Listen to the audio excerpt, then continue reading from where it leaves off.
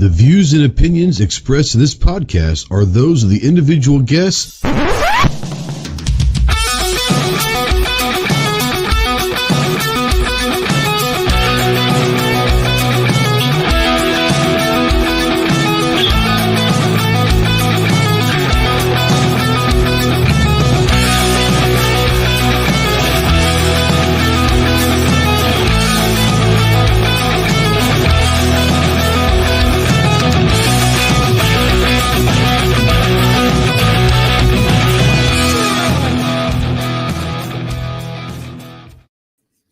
What is going on, my Go Squad? Welcome to the Armed Citizen Podcast Live. This is episode number 326. We are streaming live on YouTube to over 150 countries worldwide. If you're out there in the live chat, please say something. We don't know that you're out there unless you do. If you are in the live chat and you have any questions throughout the show or whatever, go ahead and drop them in there, and we'll try to get to them as many as we can, especially tonight. I'm sure there's going to be a lot of questions on products, on all sorts of different stuff. So put them in there and we'll try to get up there as quickly as we can. If you want to text into the show, yes, you can text into the show. Utilize the Ghost Tactical Hotline presented by our good friends Rod and Shelly Gates over at Aegis Gun Care. That phone number is 530-364-4678, and go check out aegisguncare.com. If you're a veteran, really anybody, but especially if you're a veteran and you're in that hole, you're in the darkness looking for that light, call me, text me, email me 24/7. I cannot give you medical advice, but I could probably be a pretty decent ear, listen to you, maybe talk you through some stuff. But if you are looking for someone that can get you towards some medical attention, remember two things. One, you are not alone in this fight. You have a lot of brothers out here that are willing and able to help you in any way possible. And two, the world is a much better place with you in it. So please utilize the Veteran Crisis Hotline. 1-800-273-8255. Once again, 1-800-273-8255. Veterans, press the number 1.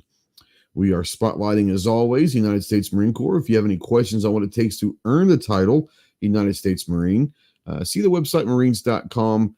And we are a proud member of the Self-Defense Radio Network. Go check out all your favorite pro-gun, pro-2A podcasts over at selfdefenseradio.net.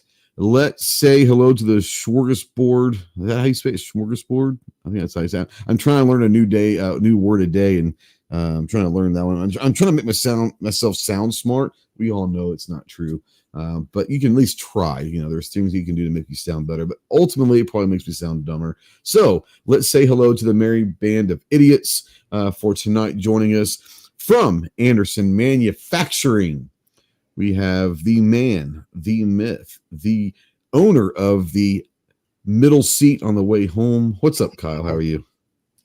It's smorgasbord, Ghost. There you go. I said I'm not very smart, and I probably made it sound like I'm dumber than I really am. So that's smorgasbord. I don't even know if I'm saying it properly. Like, what the hell? Who came up with that word? The Germans? It sounds like a German word. Schmorgen. Yeah. Anyways, how you doing? How was your week? Doing great. Still kind of recovering from shot, but I'm back at it. Back in the seat. Back in the saddle again. Yeah. As always. You see what I did there with the horse thing? Back in the saddle again. Come on now. Look at you. Man, look at me. You must have scored high in the ASVAB. Thanks for having me on, Ghost. It's always a pleasure. Always glad having you. And from the weirdest state in the union, the only state that has 4 letters but takes 2 idiots to spell it, and we have 2 of those people in this room. This one is Chris from the 740. What up, homie? Hi, thanks for the invite. Look forward to the chat. Had a great time out at SHOT, and I'm trying to figure out why in the hell my camera's reversed. Go down to the settings, and it'll say mirror camera, and you can click it on video. Okay, I tried that once and it didn't work, but it's working now, so that's all that matters, I guess. Well, it's still showing up on the YouTube side the other way. Yeah, it's showing up on my board opposite too, but you know. Try turning your computer upside down. Oh, that's a good point. I have to do that. You're the backwards man, Chris. Chris from the 047. So yeah, good having you. I hope everyone got home safely. You brought the whole crew with you to Vegas this past week. It was good to meet your wife finally and see your son again. That was nice. Yeah, they had a great time too. That's good. That's good. From Arizona, the Godfather himself. What's up, G-Webs? Hey, thanks for the link. Absolutely. Standing on a corner in Winslow, Arizona, such a fine sight to see. It's a ginger, my lord, and a flatbed Ford. From the Gunners of America and Fully Loaded Reviews, we got John, the ginger, soulless bastard. What's up, man? What's up, homie? I am getting over this. You got the shot crud, show didn't crud. you? I got the crud. Yes. Not only did I get the crud, Kaylee's in the hospital right now. She had 104. She's got influenza Is A. she okay? She's okay. Well, you said that she was sick yesterday. I don't remember you saying that she was in the hospital. Oh, she just texted it this morning. So she's getting pumped with fluids. Our director of communications is getting pumped with fluids for influenza A. One of our guys lost taste and smell. Yeah, it was a interesting That's show. COVID there. Yeah. Oh, yeah. So we are all getting over the crud. My poor wife is experiencing it for the first time as well. She came in late last week, did she not? She came in Thursday, and Thursday, by Sunday on the ride home, both her and Kurt's wife were both not feeling it. So Rookies. it is what it is. I bathed myself in 15 bottles of hand sanitizer and still got the crud. So Rookies. Just rookies. Yeah, well. Jacob says it seems like someone always comes back with something. Oh yeah, I mean when you got 50 to 60,000 people in the same room, shaking hands, hugging all the time. I mean, you're bound to get something. I got lucky, you know. I only got last year. I ended up coming home, and a few days later, I had COVID for about 24 hours. No symptoms except for this lost taste and smell. But I've luckily never had a problem. Knock on wood. But I also started a pretty high vitamin regimen like in December, and I'm taking extra stuff, you know, for a month straight at least, and maybe 6 weeks. So get lucky every now and then. But yeah, the crud sucks, man. Sucks. And riding shotgun as always. The man that I love because he's shorter than I am, and it doesn't happen very often. But no, the man who spent the whole week living with me, and God knows that that's a pain in the ass. But the tactical leprechaun, virus. No, he is a leprechaun. He's a tactical leprechaun himself. What's up, Clover? How you doing? Skipped all the virus apparently this year. Apparently, yeah, you did. We all, except for John, kind of got lucky. Anyone else besides John get the crud? I didn't hear of anyone. Jeremy and Chris both got it. Fantastic. See what happens when you sit in the middle seat? You don't get it. That's it. That's the secret, guys. Yeah. Gizzard got it. No. Gizzard got it? I didn't hear that. That sucks. Yep. Well, years ago, I quit licking things in Vegas, so I don't get it anymore. I like Windows, but I feel pretty safe with Windows. You know, I feel like I won't catch stuff from Windows. That's I don't know. no fun. What's the point of going to Vegas if you can't lick things? Come on. Yeah, it depends on what you're trying to lick. This is true. I lick Snob says fried that Oreos. Tell you what. I'm really contemplating next year coming back on Saturday instead of just so I can have that Friday night dinner with y'all. Cal knows. Those are it's legit. a hidden gem. Yeah. Yeah. Well, let's before we move on, let's say hello to all the channel members out there. You got Christmas 740s out there. Gizzard Gary, or Lizard Larry, if you will, is out there. And he actually I'll catch up to that here in a second. G-Webs is out there and here as well, so with Chris. Snob's out there. Yo, I think Snob's got a link if you want to come on in. Let's see here. I know that Gary, there we go. Gary put his little thing. Good to be home. He said, member for 15 months. Buck, the tactical FUD, is out there. Snob is out there still. I said he's got a. I heard Chase got pumped with fluids in Vegas too. Probably different. Much different pump with fluids. Much different. EAA, man, they're kind of kinky, man. They're a little freaky over there. Just saying. Nick's out there. The Mill Duo. I got to see Nick a couple times out at SHOT. I hope he had a good time at the Antique Arms Show. He was looking real. I guess, that's kind of more up his alley, besides the reloading stuff. The Antique Arms Show is probably just as important for his channel as everything else at SHOT. So got to see him. It was good to see him. Any more channel members that I'm missing is not. Hello to everybody else. No offense, but I shout out the channel members. If you want to join a channel membership, if you feel like it. If not, hey, it's all good. Real quick before we get going, John, it's 2A Tuesday for you.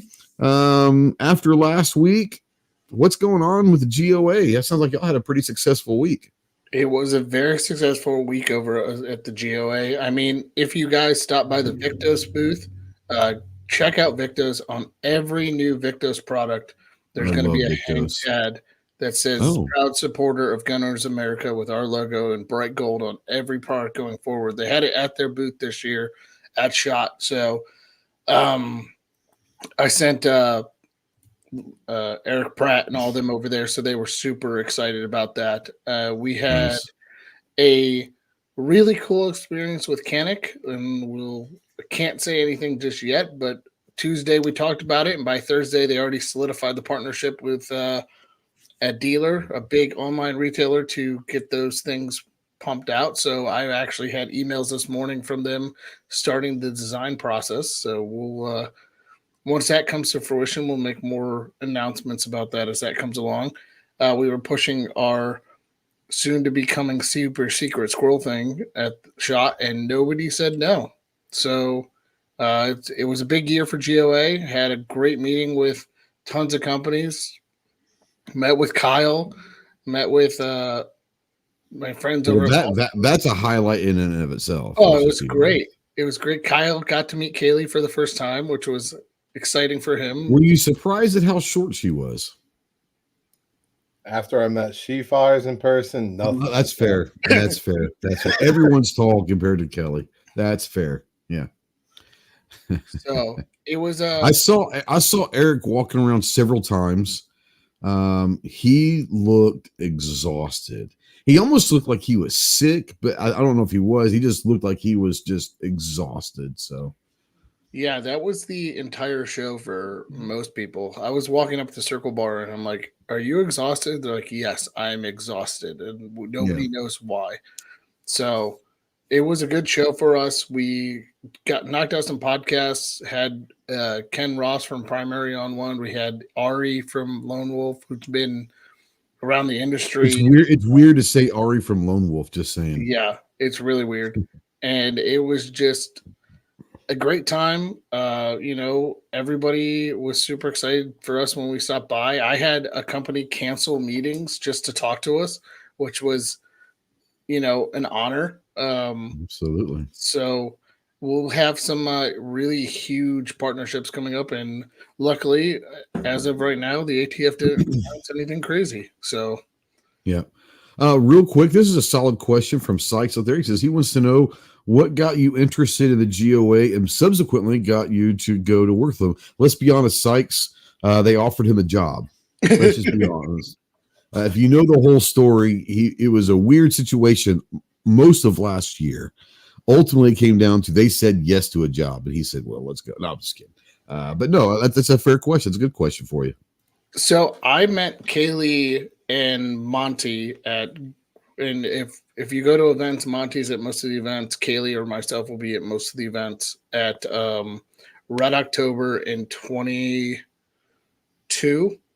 And we were talking, and then I ran back into Monty last year at CanCon West, and we got to talking, and we did some partnership stuff with them while I was at the other company, and Monty said, "Hey, are you interested?" And I said, "Yes, I'm interested in working for a nonprofit," and flew out to I aligned with their message. I aligned with the no compromise message on everything, and flew out to DC, met with Eric Pratt and John Vlecko, had a job offer right then and there, and decided this was the route I wanted to go. And I've had the most fun I've ever had in a job since. I mean, I got to do me. Let's be honest. The big selling point is he didn't have to leave Phoenix. He wanted to stay in Phoenix and he could work from home.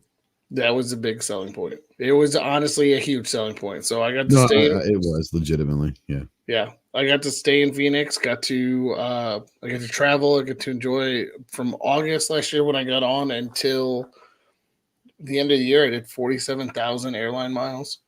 So I traveled a lot and I enjoyed it.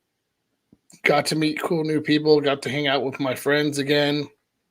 So. And a lot of the people in this room have been very supportive of me going over there. So that was the big selling point on top of, just working for them. But everybody who I called has been super supportive and has said, yeah, that's a great landing spot for you. So that's really why I went with GOA. It is. And I think I think that, well, we can't talk about some things, but there's some things that you personally have brought that are getting ready to happen that could change the face of the GOA, which is kind of cool. You've already made your mark already, bro. Oh yeah, and on top of that, I'm not to toot my own horn, but I was behind the Victus deal. Yeah. Being of the industry, they didn't really have any industry guys there who were truly of the industry. So being able to come in and talk to Adam over at Century and get deals done, and talking to Mossberg and we'll Kyle, give that perspective. Absolutely. Yeah. So it was great. It's a big thing, dude. Absolutely. And I'll second that. Like, Kaylee's great, but golly, she's too smart for me. Like, she's using big words and not writing in Crown, and then she's using words like smorgasbord. Yeah, John comes, but she uses them right. And I'm like, oh, okay, yeah.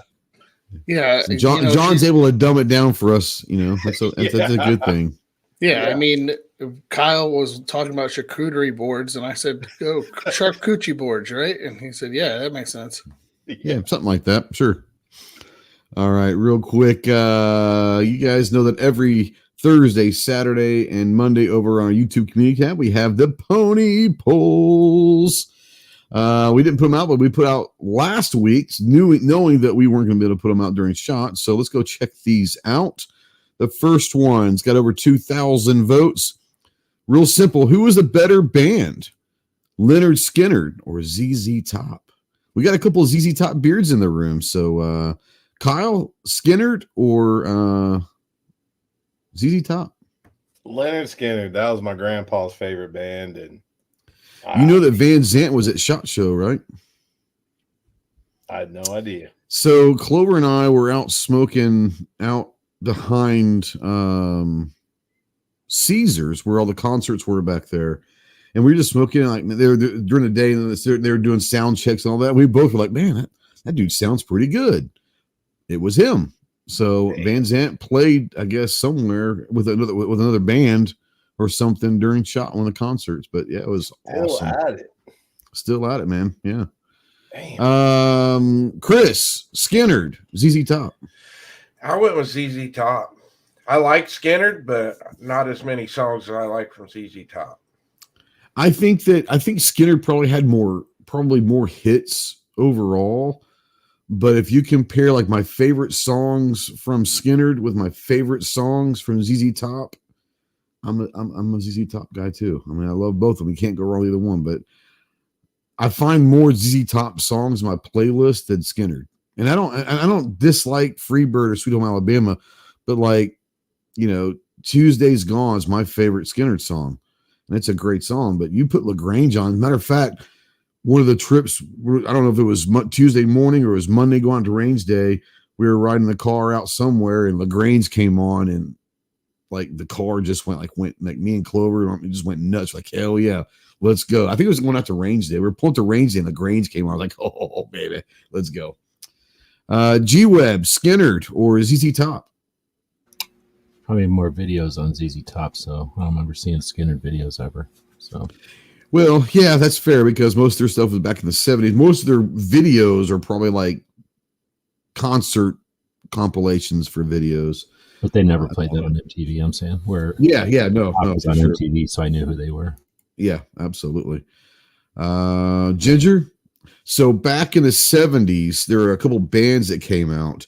One of them was from Alabama called Leonard Skinner, and the other one was from Texas called ZZ Top. Both different styles of bands. Skinner was more Southern rock. ZZ Top was bluesy and all of that. So I don't know if you're familiar with either one. You're so young, you might not have heard of either one of them.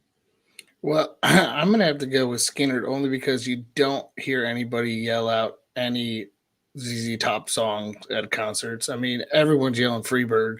Just saying. Also, Uncle Ted was there. I don't know why you didn't have Uncle Ted in the list because he was at SHOT Show walking around. Yeah, but he didn't play at SHOT Show. So true, but he stopped by our booth and said hi. Oh, did he? Yeah. I've actually never been around him. I'd probably like to meet him just once to say I met Ted Nugent, but I hear he's a little different dude. A little different. I guess you kind of have to be the Motor City Madman, you know. You don't get that nickname just out of the blue, you know. Clover, Skinner, or ZZ Top? Yeah, I've got to go with ZZ Top, man. You know, the two guys that had the ZZ Top beards picked ZZ Top, so I wonder if there's something about that. Yeah, it's really not. I mean, I'm sitting here thinking about like the number. You know, you mentioned the music on Range Day, right? That was my pick.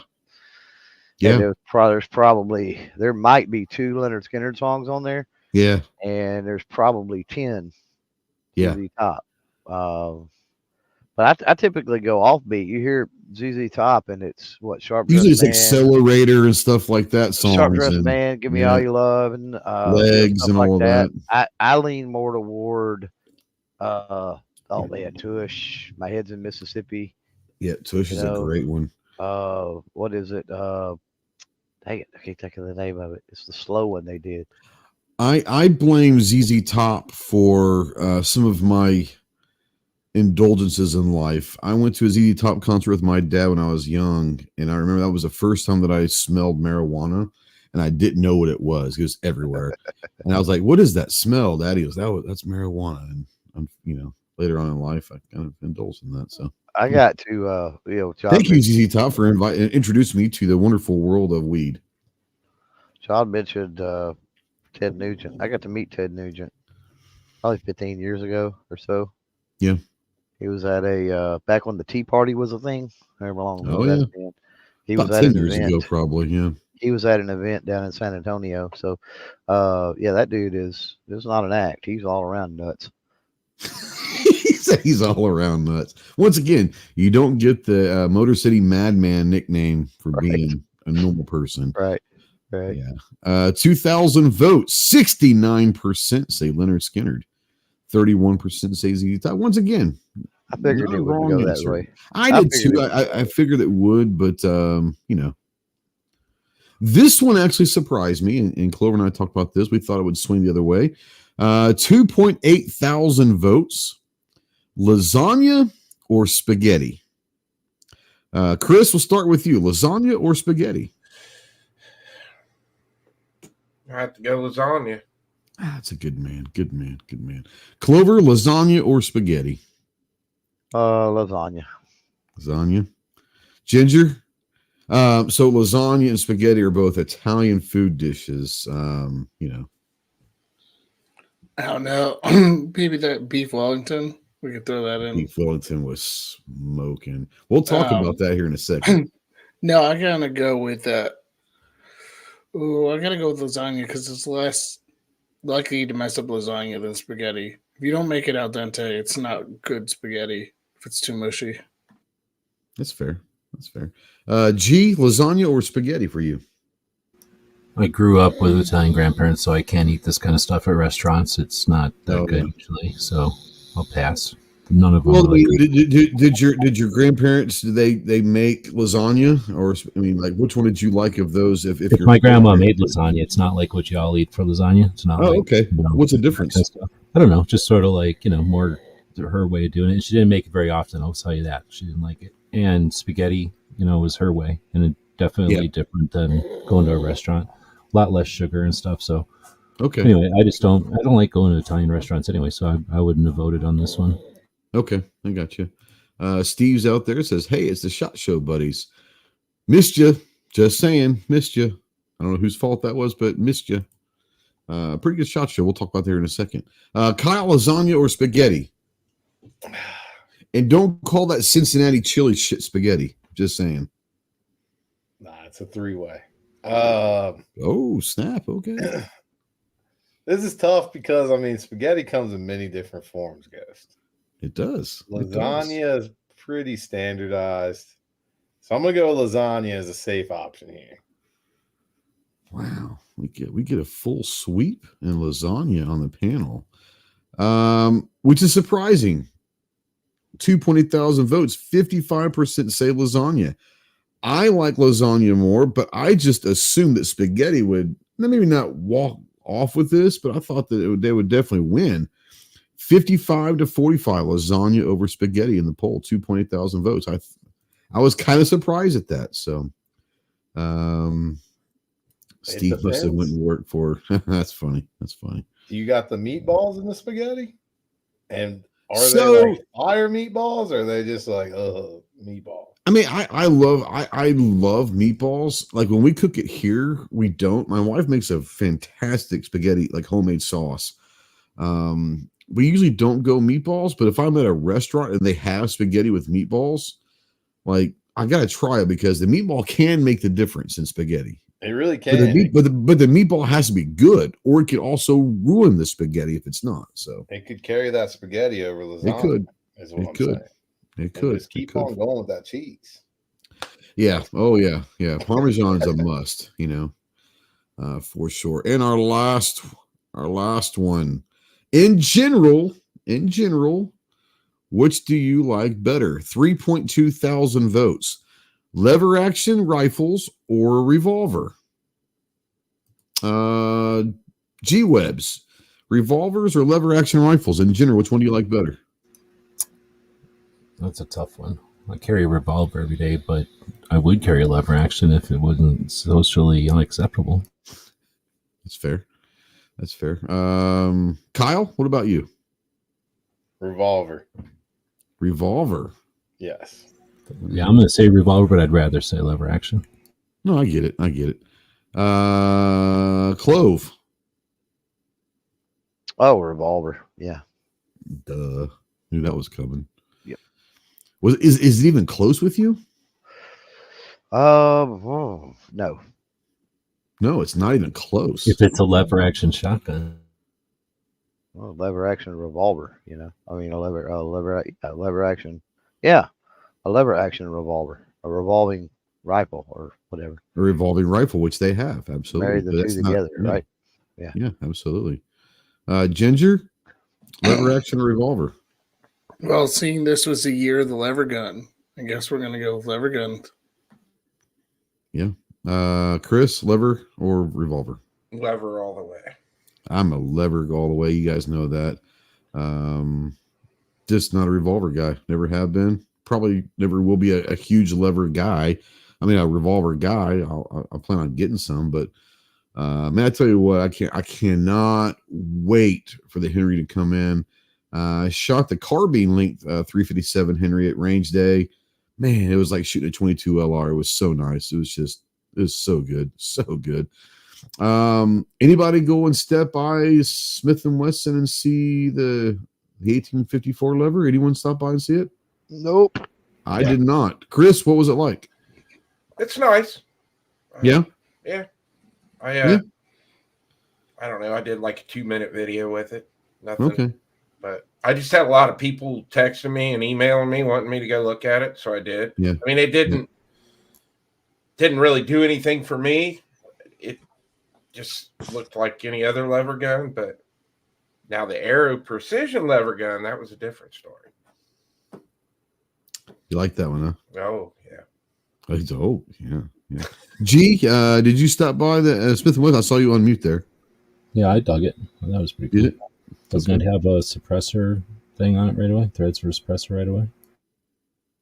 Oh, was it threaded? I don't know. I didn't go. I didn't have time to go back and see it. I mean, it's like a stainless lever action that's threaded.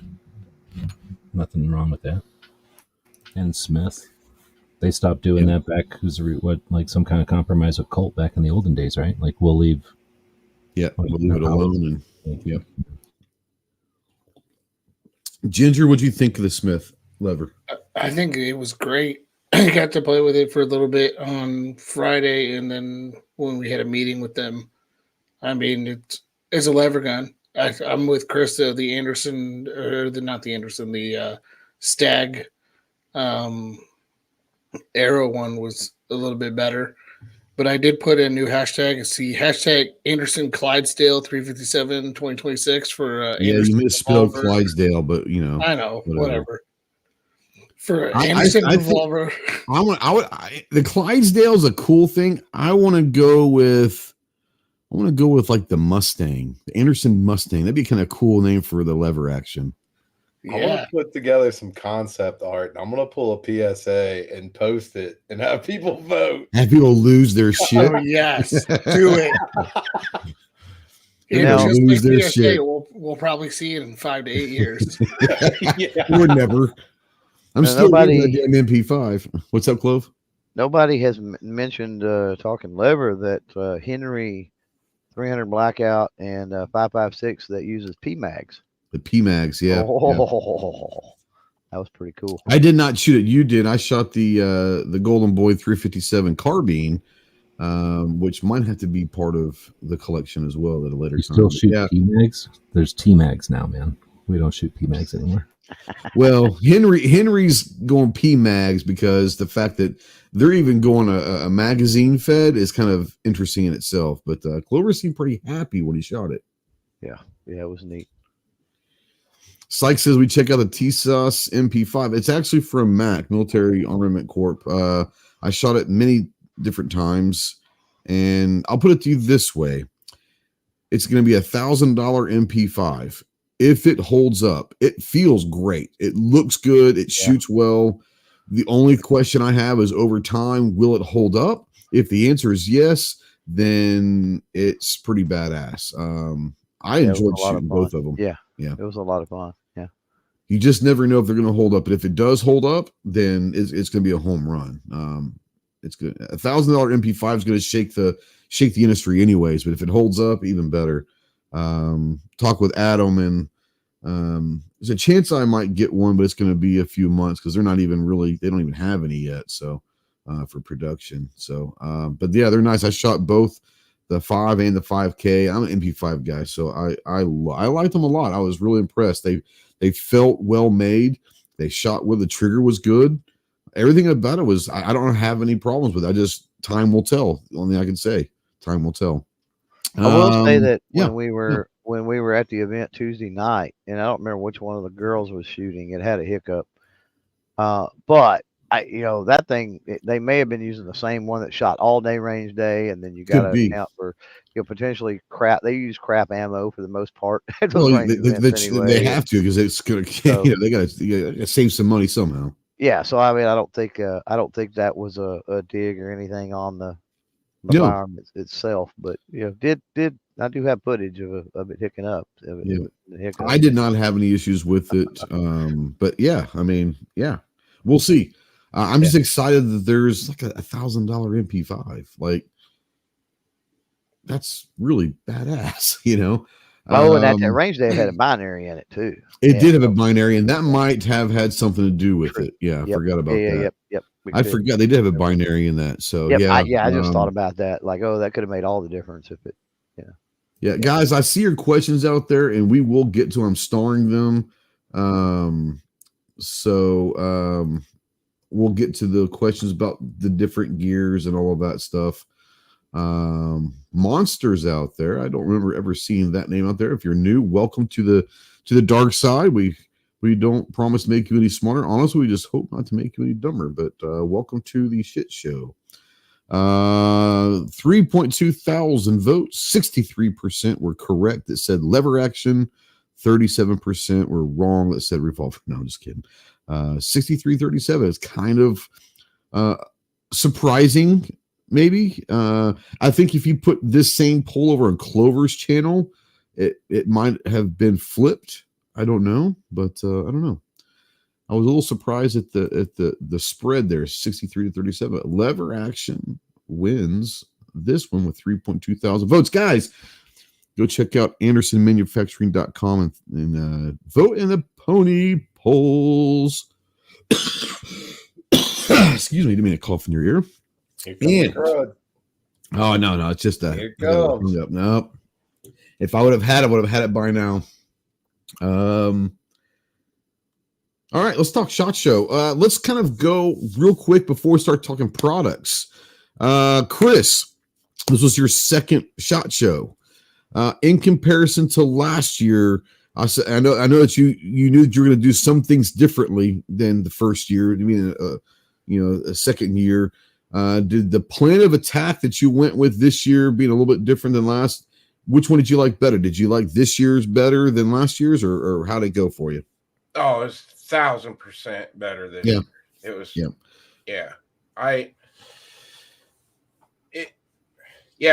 I don't even remember the first one. It was just a blur, just hitting the floor all day trying to get, make connections with people and everything. And this year it was just awesome going back, talking to all the companies that helped me out in 2023. And I'm still kind of on a high from it. I mean, I had a really good SHOT Show.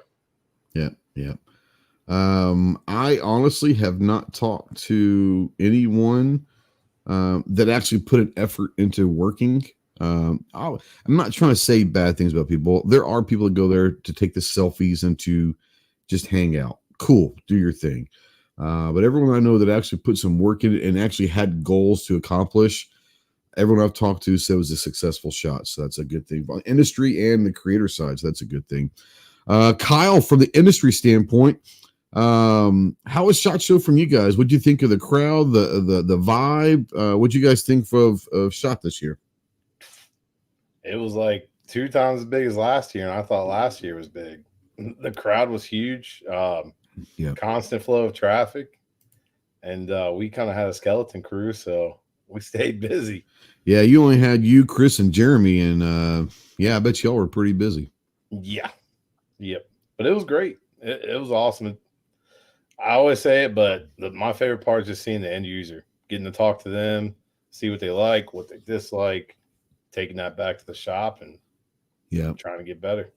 Yeah, Snob says he was there to only take selfies. Here's the thing about selfies, and I'm not a selfie guy. I don't even like really taking pictures of other people unless you're good friends of mine. I've never always been like, I'm not a big picture guy.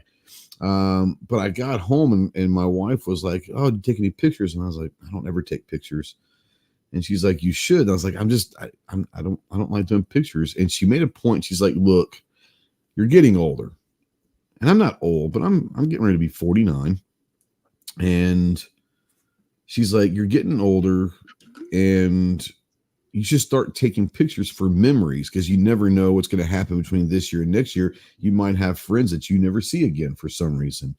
And I thought about that. And I was like, that's a great point. I've never thought about that either. I never thought about that because I'm not a picture, but she's like, it's memories, and it's like, 45 ACP. Luckily, we had some pictures at Wanamaker, a couple months. Right? And thank God we saw him then. But I never thought about the memory side of it. I've just never been a big selfie. I was like, what? Next year, at least my friends, I want to try to get pictures with, because you never know what happens. Even if you don't post them, right? Like, no, it's not for posting. I won't post them. This would be for personal memories. No, 100%. I think she's made that right there may have changed my whole perspective on the whole. Yeah, it 100% changed mine. And I was like, that's a great point. She's like, you never know what's going to happen. I was like, damn. Like, so now nothing, I don't want anything to happen to y'all. Like, y'all got to make it a shot next year so I can get at least a picture with y'all fools. Right. I honestly didn't think about pictures till the show was over. And I'm like, I didn't get a picture with anybody this entire time. Yep. Yeah.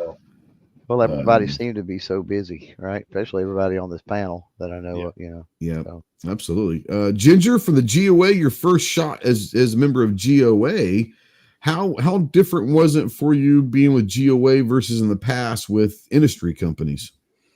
It was way different. I mean, the conversations were different. Our booth was busy, real busy. But I was walking around and just meeting with everybody. I mean, everybody has been super positive about the move. Everybody's been super positive about the organization as a whole. Mm-hmm. And it was crazy to think that in previous shows, I'd say, "Hey, I'll see you on the show floor." and I'd run into you guys like 3-4 times. I'd run into Bro, obviously we had dinner Sunday night. Yeah. We saw you with the podcast, and I saw you one other time the entire weekend. That's it. Yeah. That's it. I think I ran into Chris at the guns.com party and then at we saw each other. We guys showed up late. I forgot about that. So but I saw more than I thought, but I didn't see you at Shot much, you know. No, I didn't see you at Shot much, and that's the same thing where it was like even I was tasked to take pictures at our booth at the booths that we were hitting up. Yeah. None of that got done because we'd leave that meeting, debrief for a minute, and then run to the next booth or run to this booth just to say hi while we're walking by. And it was different because we also did media at the same time. So I was like running crazy. I will say this is probably the busiest I've ever seen Shot since I've been going. And it's the busiest I've ever been at Shot since I've been going. Clover and I talked about this a lot. My first year at Shot, I was crazy busy, but that was self-induced. I scheduled way tooI scheduled like 27 different interviews, and I'll never do that again. This year was probably the busiest I've been since then, and I don't know why. You know what I'm saying? Like and Clover and I talked about it with the podcast we were doing every afternoon. There's 2 hours that are kind of gone from Shot every day. Not a problem. Don't mind. It was fun doing that. But you have to squeeze all this other stuff. So my favorite place at Shot is the dungeon. And I usually spend at least half my time in the week in the dungeon. I spent 20 minutes total in the dungeon this week. And that's going to be regret. At least, but no, I'm saying half my time. I usually spend like 50%. Well, I mean, for me, like day, at least a half day. Almost every day. Yeah. Yeah, I spent literally 20 minutes this year at Shot in the dungeon. So we were podcasting for 3 hours after the show, and most of the time I'll go and grab cigars with Fred Masterson and Ken Ross and a bunch of other guys after the show. There was just no time. By the time we were done, it was a busy week. It was 10, 11 o'clock, and we'd run over the circle for like 10 minutes, 20 minutes, and then head back because we were exhausted. Yeah. G, is this your 19th or 20th or something like that? You and I talked about this at Shot a little bit. That was in 2005, so I don't know. I think it comes out to 18 times because they quit one. Well, the weird, the COVID year, yeah. Yeah. What did you think of the vibe in all your experience? How was this one in comparison? I can only go by what people I know, but it definitely seemed like a good one again. I'd say it was similar to 2 years ago when everybody, had a really good time and then it was productive. So I'd say I haven't heard anything bad, at least, and I haven't seen anybody do anything bad or say anything bad about having bad experiences. Although a lot of adventures and a lot of extracurricular stuff. So I'd say it'd be hard to say it wasn't the best Shot show, period. It's probably, for me, and I can only say this, 2022 was my favorite Shot because it was like half the crowd. So that was just an awesome experience to be there and all that.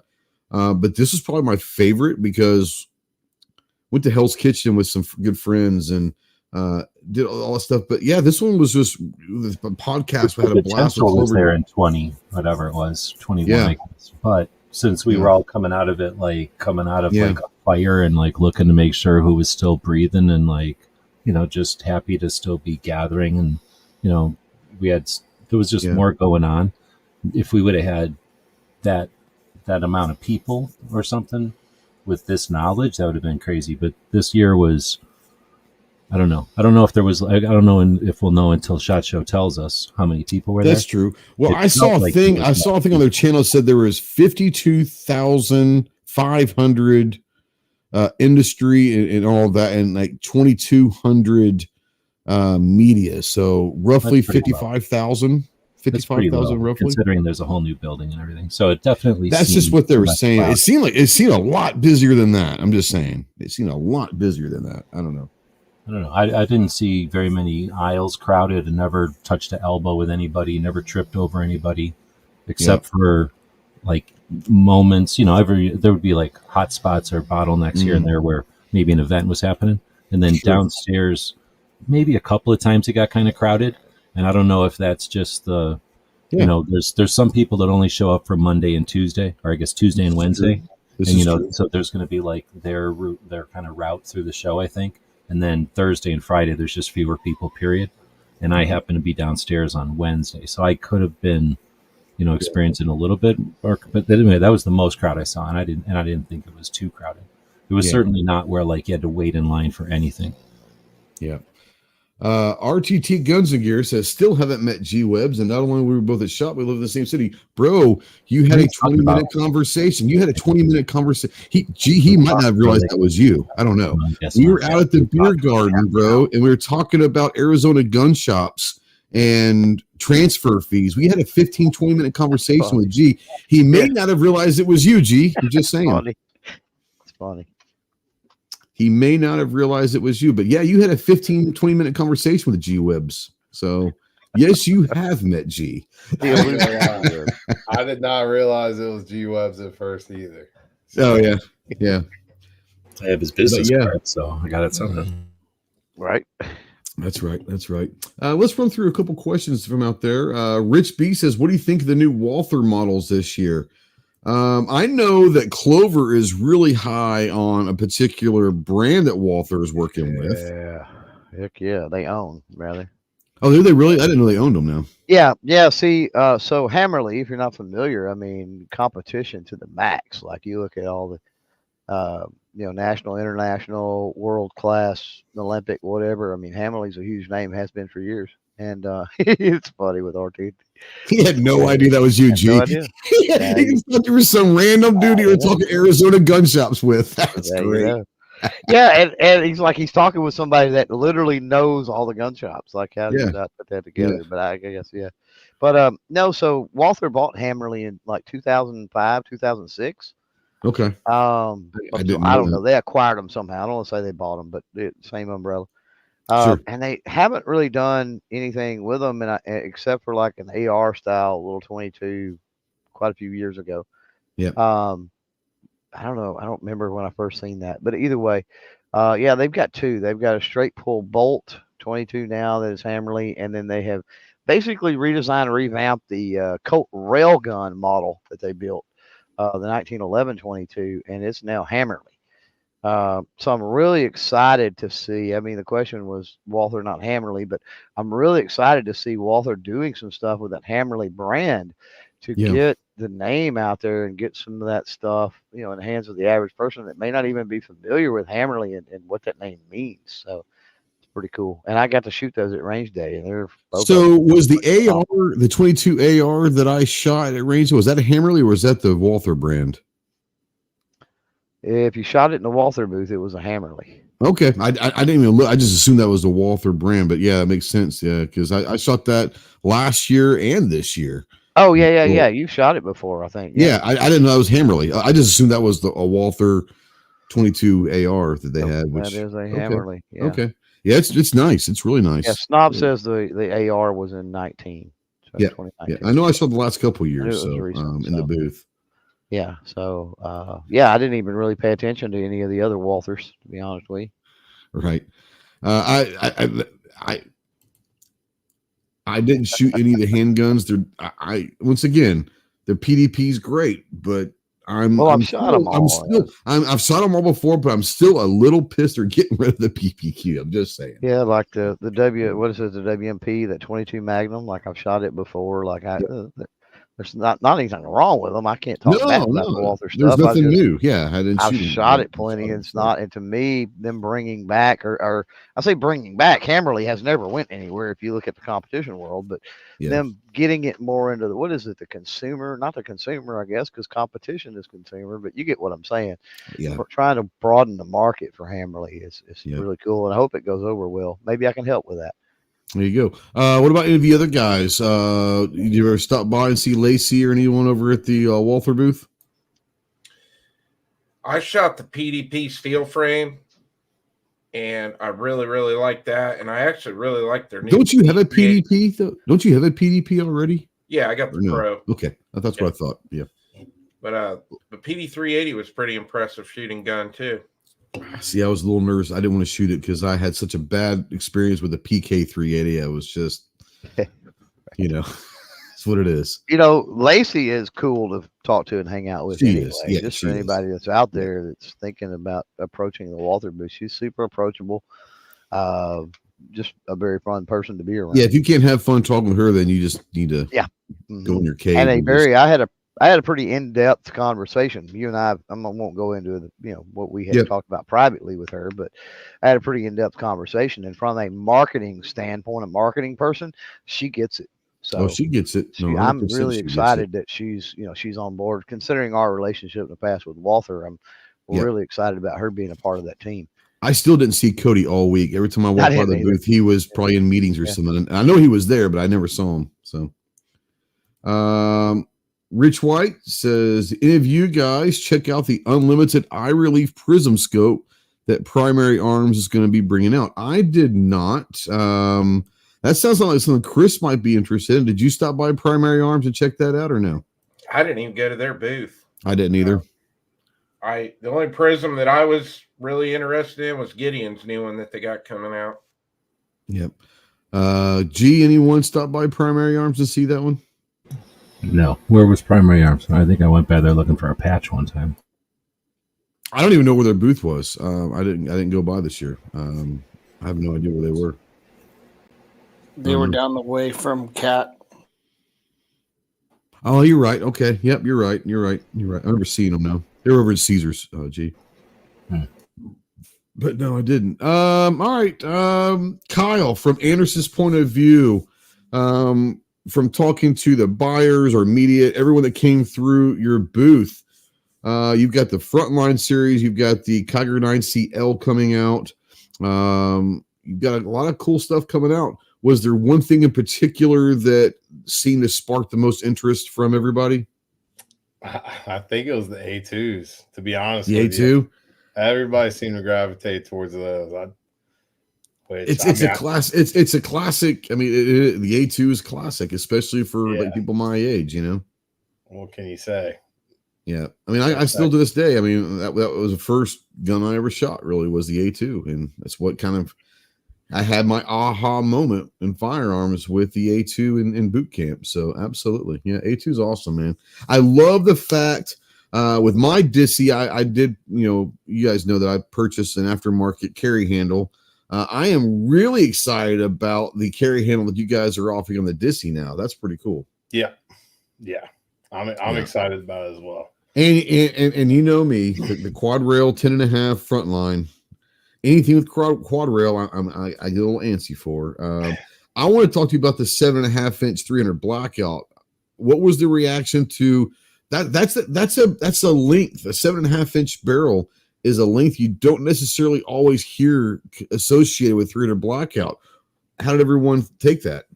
It seemed to be received very well. I didn't have any negative connotation from it, so seemed to be received very well. I'm usually with you on the quad rail gang, but I'm gonna have to say I like the 11.5. That really has the 11.5 is probably the best length. Yeah, because I love that quad rail. It's perfect for me. I think it was built for me, Ghost.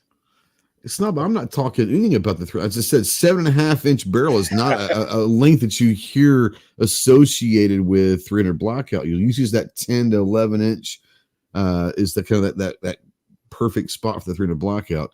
Snob says he also likes what was in the office. I think we all like what was in the office, but we can't talk about that yet. So actually, we did. We put it on the video, so we can't talk about that. How close are we with the bolt action? Do you know? We're looking for the summertime, Ghost. Whoop, whoop. You were actually the one and only person that got bolt action video. After that, Jamie was like, I feel special. Oh, it's because I did so bad. I can cut that out if I need to. No, heck no. So I feel special. So you are. I got my mom says I'm special. That's a negative way. Anyways, yeah. Let's go through the room real quick. Chris, what's the one product that kind of stands out as if you had to choose one that you're most excited about?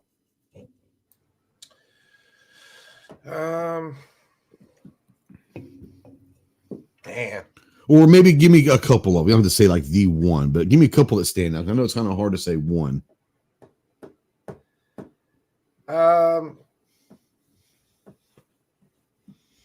I really liked.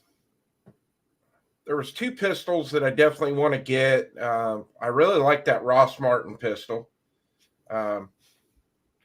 and I really like that Disruptor when I shot it out at range day, especially that Disruptor was surprisingly good, wasn't it? Smooth. Yeah, and then it was smooth. Yeah. And then finding out what it was going to cost, like, oh yeah, right. I'm like, really? Yeah, definitely want that. So, yeah. Yeah, What is that? What's the Disruptor? It's the so Gerson has a new MC9, and they've updated it from the original MC9, a lot of different parts. They also had a couple different Cerakote jobs on there, but it's like an upgraded MC9. It's a 9mm pistol. Yeah, 9mm pistol. Yeah. Yeah, sort of like a race gun. Yes. Yeah. This version is yeah, it's exactly. Yeah. Real quick. Sykes, what MOA will the new bolt action? There you go. You just answered it. Never mind, Kyle. Yeah, sub MOA. And if I remember right, 308 and 6.5 Cree will be the first 2 cartridges, correct? Correct. Okay. Clove, what about you? Any Diamondback revolver? That quick enough for you? I you know, when you shot that Monday, you were raving about Holy smokes. I've never felt the double action trigger on a revolver like that thing before. I'm talking about, I got a Clark Custom Model 10, and I've never felt a double action trigger like on that thing. Yeah. Holy smokes. It was insane and beautiful. It's just, man, it's like a, it is a good looking revolver. I'll give you that. It's like they took the Kimber revolver and a Ruger like GP or something and like married them together with a little bit of Smith & Wesson J-frame in there, you know. Yeah. It's just, man, it's awesome. Yeah, I told him I said, you know, is this gonna come out in black on black? And they kind of looked at me. I was like, I'm just saying.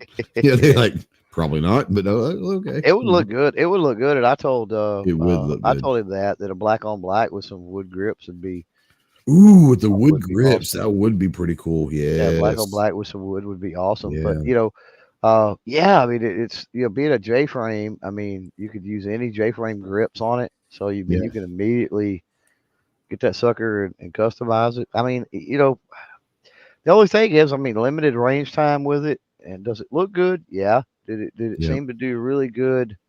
Especially handling 357.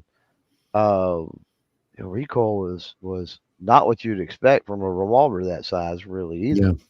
And will it hold up? How will it do over time? I mean, those are questions obviously we can't answer from seeing something at SHOT Show, but I sure hope I get the opportunity to answer those questions later down the line. Yeah, I didn't talk to anyone that shot it that was disappointed at all. Most of them were actually amazed. They're like, you know, I thought it might be decent, but I didn't, you know, like Snob said, he wasn't even expecting it to be decent, let alone amazing. But I never heard anyone say a bad thing about it. So that'll be interesting for sure. I'm not even a revolver guy, and I love that gun. Like that was definitely a standout at range day. Yeah, I didn't shoot it. I filmed Clover shooting it, and they're like, "You want to shoot?" I'm like, I don't know revolvers, you know.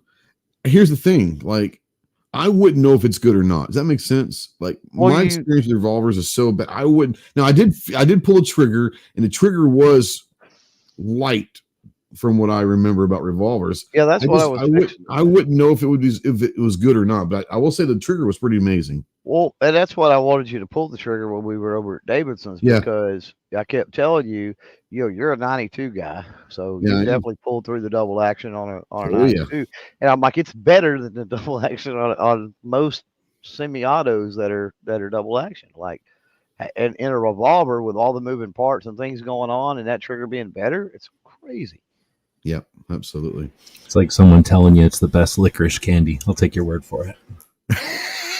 If it's red licorice, I'm good with that. Just the black licorice, I stay away from. John, walking around, anything that you said, oh my gosh, I can't wait to work with that? Okay, so I'm like Chris. I went over to the Ross Martin booth, was highly surprised by that gun. Talked to them. They are not hiding that they went to AREX to help develop it. So Help they develop were, it? yeah, they were very open about that. So talk to them. Pretty much an AREX, isn't it? From what I understand. Yeah, it's basically an Which is AREX. great because I love AREX, man. They do some really good guns. So I did not. It was on my list. I did not go get a chance to go over to Diamondback to go check that out. I did check out the new Smith and Wesson SD. I wanted to see if I was going to be highly disappointed in it. I actually was not. Well, let's see if it runs. The Because that's the trigger biggest issue with was, the old SV. It just would not run sometimes. but the trigger was way better. Well, it couldn't have gotten any worse. Let's just be honest. Went over and checked out the new DD handgun, the Hudson remake. And really liked that. I hope that works because it's such a great idea and a great design. And let's just hope that Daniel has enough money not to let this one fail, you know? I agree. I checked out all the new EAA offerings. Was very, very satisfied with all those, including the custom grip from the I've got one of those coming. Yeah, that was cool to have them actually mold your hand at the booth. They molded mine right after they molded yours, and they're going to send it to me. That'd be kind of cool. And then the other one, going back over to SDS and checking out the new TSOS 2011s and the new Mac 2011s. Very, very happy with those, especially at the price points that they're coming in at. So I didn't get to play with many guns that were that memorable this week, but mini or miniguns? Oh, all the above. The other cool thing that I did get to see that's not on the market yet is Springfield is dropping eventually a A2 with a carry handle and a burst written on it and the Cannon's logo on the side. So got to walk over. I saw it sitting on the wall. I said, Mike, is that what I think that is sitting there? And he goes, yeah, you're going to have to check that out. It caught my eye immediately. So they are going to come out with a 20-inch A2 style at some point next year. They just kind of had it sitting there teasing it. They are not in full production yet. So that was kind of cool to go check out, especially since they had the burst written on there and that's got the attention to detail is pretty. I didn't go by the booth, so he basically said so it basically looks like the old Colt. Then basically it looks like the old Colt. He basically said that if Springfield Armory did not shut down, this is what it would look like coming out of the Springfield Armory factory for Vietnam. I'd be damned. That's kind of cool. Yeah, I'd be interested to see that. G, anything that stands out in your mind was kind of a cool product that you saw? If we're talking guns, or anything, it doesn't have to be just guns, yeah. Oh, since we're talking guns, the We 15 people that made the 22 AR that was scaled down, they have they have an AK in 22 that they're scaled down that they're going to be making. I'm looking forward to that one. Yeah, it'd be kind of a cool idea, and they're great people too. On top of that, right? They had a good patch again. They rebranded a third time now and did a good patch with like a goat skeleton looking thing. Then North American Arms combined the Pug and the Sidewinder to make like a tougher looking Sidewinder. Yeah, because when I think tough, I think Pug, you know. There you go. There you go. There's the scary beast himself. Got to meet the Pug for the first time. I was glad to see Mello. I love Mello. I was going to meet the Pug this time. He's got a personality. I'll say that much. You know, another gun that I shot out at range day that was amazing was the that 5.0 from Rock Island. Oh yeah, you like it? Because when I shot it at last year's SHOT Show, it was jamming, it wasn't running right. This year they gave me a couple mags to run through it. Man, that is an amazing shooting gun. I don't think it's worth what they want for it, but it is definitely a flat shooting gun. Nice. Well, and we didn't get to shoot it, but the AR there in the global booth was Oh, it's gonna be awesome. was interesting. The design, just the design and everything around it. Yep. And I'm a big fan of Foxtrot Mike, who they partnered with on that design. So That yeah, it's gonna be great. monolithic That barrel barrel, design and it's bufferless, pretty and I mean, badass. it's like, wow, that's pretty neat. Yeah, it's gonna be pretty cool. The handguards were actually really cool. And I don't say that because handguards are handguards, but they were pretty cool. For me, there were two that stood out. The Mitchell Defense, their Rat Dog, which is their 9mm PCC, is bad to the bone. I had a great time shooting that.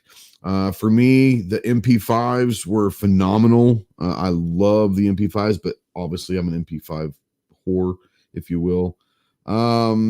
And one gun that I didn't stop by and shoot, and I always go by Black Rain because they're good friends, have been for a long time. But I didn't go by their booth on Monday because I didn't know that they had on there, but they had their new pistol. They released a new pistol last week, their first pistol, if you will, and not a AR pistol, a handgun pistol. And it's bad. And they come in a lot of different colors, and I'm gonna be getting a yellow one, and I'm going up to there next month, up to Missouri, and going to do some filming with them up there at their facility and all of that. So looking forward to that. It's a pretty awesome gun. But yeah, the MP5s obviously amazing. And the Rat Dog PCC was pretty sweet as well. So those are mine. I got one. Yeah, go for it, man. I'm obviously going to say Anderson was my favorite booth, but I'm not going to choose a firearm here. I really Walk the Talk America. Like, that really impressed me that I didn't know anything about them. And Clover and I beliefs in their mission like aligns. Yeah. Clover and I have been friends with Mike since basically inception. He still actually owned Eagle at the time we first met him.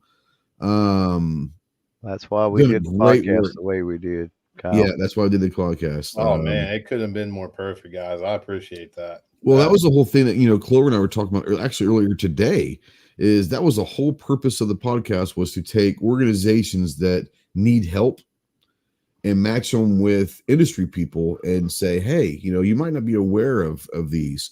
And, when you called or text earlier about Jake and all of that, that's exactly what made that podcast great. Snob says, has Kyle been hunting a rock? Bro, like, I get it. Like, if you work in the industry, especially as busy as Kyle and Anderson have been in the last couple of years, like, I get it. A lot of these organizations, they go unnoticed, and that's why we wanted to do what we did is marry some of these and introduce and all of that. And Chloe, I think you would agree the podcast was very successful. Oh, every day at least, we had 3 segments a day for 4 days, and every day at least one of those segments, at least, if not more than one. Both of the guests left the booth. We had to kick them out of the booth. Having conversations. Yep. Because they were talking about working together on stuff and what they could do to help one another. Or what it was freaking amazing. It was amazing. Yeah, it was amazing. And it's like you said, Kyle, like, these great organizations that for whatever reason, you haven't had the time to know. And that's why we were kind of specific on who we brought on, because we wanted to make sure that companies and organizations got a chance to have that conversation. And Walk the Talk is doing some phenomenal work. But yeah, shout out to everyone that came on the podcast. It was great. We had some amazing segments that brought some tears to some eyes. Were motivating as hell. The whole week was just phenomenal. So thank you to Bursa and obviously Walk the Talk America for that. Clove, I'm sure you had something you want to say. No, I was just gonna say, I was just gonna follow up there with all of those are in replay if you missed them. Yes, they are. And I don't know about yours, but mine are all, well, except for on the YouTube channel. On the podcast side, they're all edited down, so all the breaks and stuff are edited out, so it makes them a little easier to consume. But yeah, So every one of them is are, worth a listen. Yeah, my videos are still the videos, but my podcasts have been edited down. Instead of the 7-minute breaks, we have a 1-minute break or whatever. So yeah. Yeah. Now, mine, did you release all of yours at once? I did. Well, within the same day, I released them all on maybe Sunday. Like, so yeah. Mine are scheduled. Of course, I just got home last night, but mine are scheduled. The Tuesday or whatever dropped today. So they'll drop Tuesday, Wednesday, Thursday, Friday, just like SHOT Show, just a week late. Yeah. All of mine will drop. So, but yeah, for the 4 hours or whatever it is edited, right? Because they're all pretty close to an hour edited. Well worth the listen. I'm telling you, go check them out. So Snob brought up something that might have been the best video to come out of SHOT, and that was our friend Tony Simon falling off of his scooter. If you guys didn't see that, that was probably the best video of the week that ever came out. So that was good. Did anybody go look at the baseball bat thing that was a gun that was slam fire? So I walked past it and I was going to look at it, but when I walked past it, there was about 30, 40 people in there. I looked at it. I didn't get the whole or anything. It looked pretty cool, but I don't know. Like, I don't know if it's a gimmick or not. You know, I don't know. Oh, that's pretty cool. I got a video with it. Oh, cool. Nice. Starting out the week, we did go to Hell's Kitchen. I want to talk about that for a second. Me and Kyle and John and Chase went to Hell's Kitchen, and I've been waiting for 3 years trying to get reservations at that place, and finally got in there. It did not disappoint. It did not disappoint. It was great, but it was also just great to have dinner. How much did that cost? How much did that cost? Depends on my bill was about $150. That ain't bad. No, it's not bad at all. Now Chase wants to go to Guy Savoy's place next year, and that's going to be about $400 to $500 a head. So we might not do that. Yeah, they went to that Edge place, and it was like $1,000 for 3 people. Yeah. And there's a lot of great restaurants in Vegas, and we'll probably find another. I mean, I wouldn't mind going back to Hell's Kitchen again, but I'm sure we'll maybe go find something that's about the same and all that. But it was nice. Did I hear right that a couple people nearly got into a fight in the hall on the second floor? Like two, I don't know. I didn't hear that, but I don't listen to. I don't know. I don't know. I heard about that. We'll talk about it later. I think it's the same thing that I heard. Okay. Yeah, I read something about that. I'm sure it was two egos that, whatever. I don't know. We'll talk about it later. 55, 60,000 or whatever people. I mean, so shenanigans bound to take place somewhere, you would think. Well, we'll talk about it after. I have a question in mind who it might be, but I won't talk about it publicly. Because there's a couple people at the show that anyways, we'll talk about that off air. I did not, but I might have an idea of who it is, but at least I would have a suspicion. After SHOT events, parties, range days, and all that. Obviously we brought that in from Hell's Kitchen. Was a Sunday night thing. Had a great time. Kyle and I obviously went to the Marine party. Had a good time. This fucker tried to get me hammered, by the way. He tried. He succeeded. Accomplished, Kyle. Mission accomplished. Well, I had a couple drinks beforehand, and we go to the bar, and I was like, "Hey, let's go get a drink." So Kyle, I was like, "Hey, can I get a Crown and Sprite?" And Kyle's like, "Yeah, that sounds good." So, all right, we'll take 2 of them. The guy goes, "Doubles?" So I was like, "Well, why the hell not?" Pours the drinks, and then Kyle hands his to me. Like, so now I have 2 big Crown and Sprites that are also doubles. I was like, I said, "You realize we have to go to guns.com still?" And I had several over there. I was pretty lit, put it that way. We gave our good friend Sarah Albrecht from Hold My Guns a ride home. She got to see a side of Clover and I that most people don't get to see. She will never see us the same way. I can. No, she. I hope she doesn't judge us, Sarah. But she won't. She's totally cool. No, she also knew that it was that thing. Yeah, it was one night, once a year, whatever. Yeah. Not a regular thing, but yeah. Yeah, guns.com was fun. Marine Party was fun. Who was that guy that we were talking to, Kyle, there at the end? That was the GRS guy. He had some stories, bro. I did not catch his name, but golly, He had like an emotional time. Like he got pretty deep and trying to talk about some mental issues as well with him. And I told his wife, and I was like, look, like you need someone to talk to, have him call me, but like watch out for him. Yeah, that was pretty intense. I got to meet a 93-year-old Korean War vet. Yep. Shook his hand. I think he shook his hand too. There's two of them there. Well, 93 years old.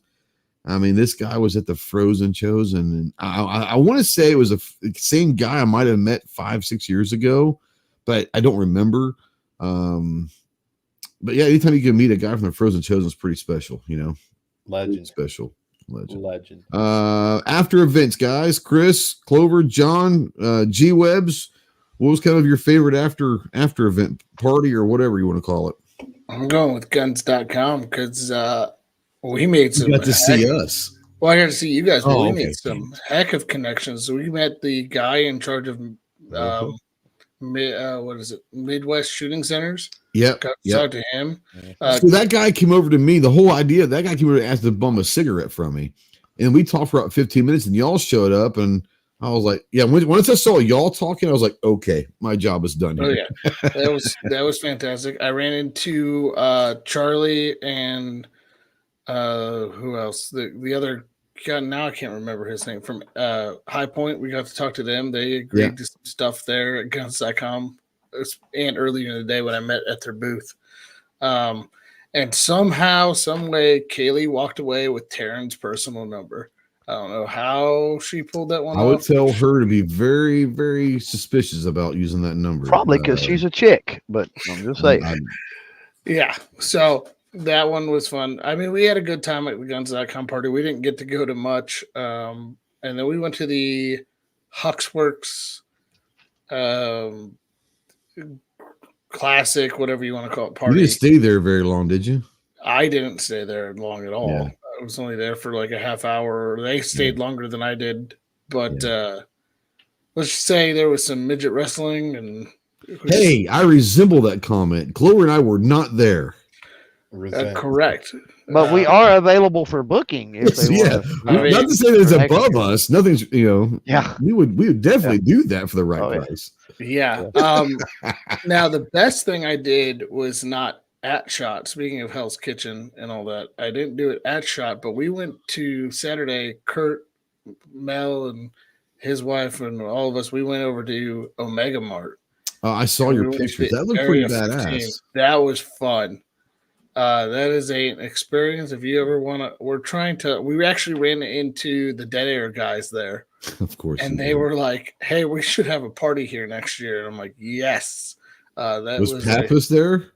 No, it was just because Pappas in that kind of a place could get really weird. Just saying. Yeah, that place is really weird. I will say that was it was a lot of fun. It was worth the money to go over there and hang out. Cool. Do that. G, any after events that you particularly enjoyed? No, we didn't do anything. I didn't do anything. Well, you actually did. You saved us one night after event, if you want to call helping us with tires. Yeah. And then the dinner, that was and then the dinner we had Monday night dinner. 17 people showed up for that dinner. That was awesome. Yeah, the Longhorn dinner was badass. Yeah, that was really fun. 17 also, thank you, by the way, G. Appreciate that. Our hotel caught on fire. So and that happened like the night that after he got back from taking Yeah. So did you know that, Clover? His hotel on fire when he got back from taking you to the tire place. That's crazy. I got to stand outside for 3 hours after that. So it was a long night for you. So it was a pretty fun year for adventures. I mean, I'm going 19 years, and that's like all the adventures over 19 years crammed into one. You had a fire. You had to go into a 24-hour tire shop out of the middle of the desert. I mean, that's pretty cool.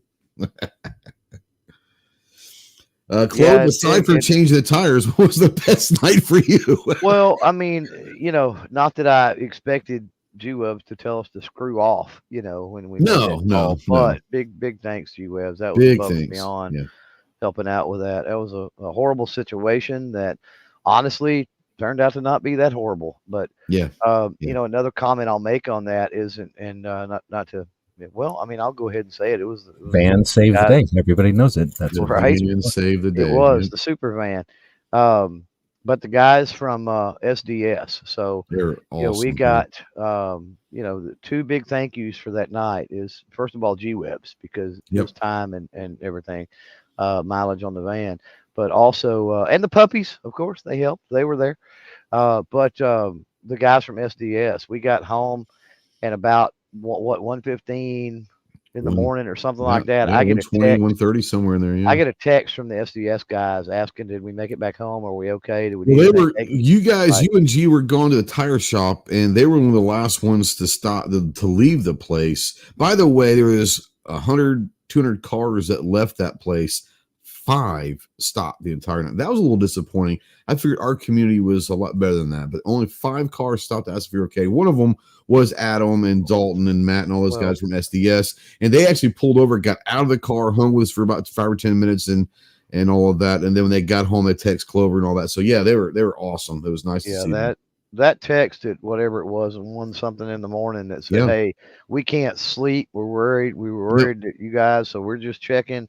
You know, we didn't want to. You know, we can't go to bed until we know you're okay. How's everything? Whatever, however it was worded, I don't remember. But and it was like, wow. You know, we talk about you think you have friends, but until they do that at 1:30, that's pretty cool. You know, we talk a lot, or I do, about how relationships is the key. It's the way that I navigate all of this. And that right there is just, it's perfect, right? I mean, it just puts the exclamation point on how awesome it is. Yeah. No firearm you could receive to review or whatever, right? Makes up for that. 100%. It's worth more than that right there. It's amazing. No.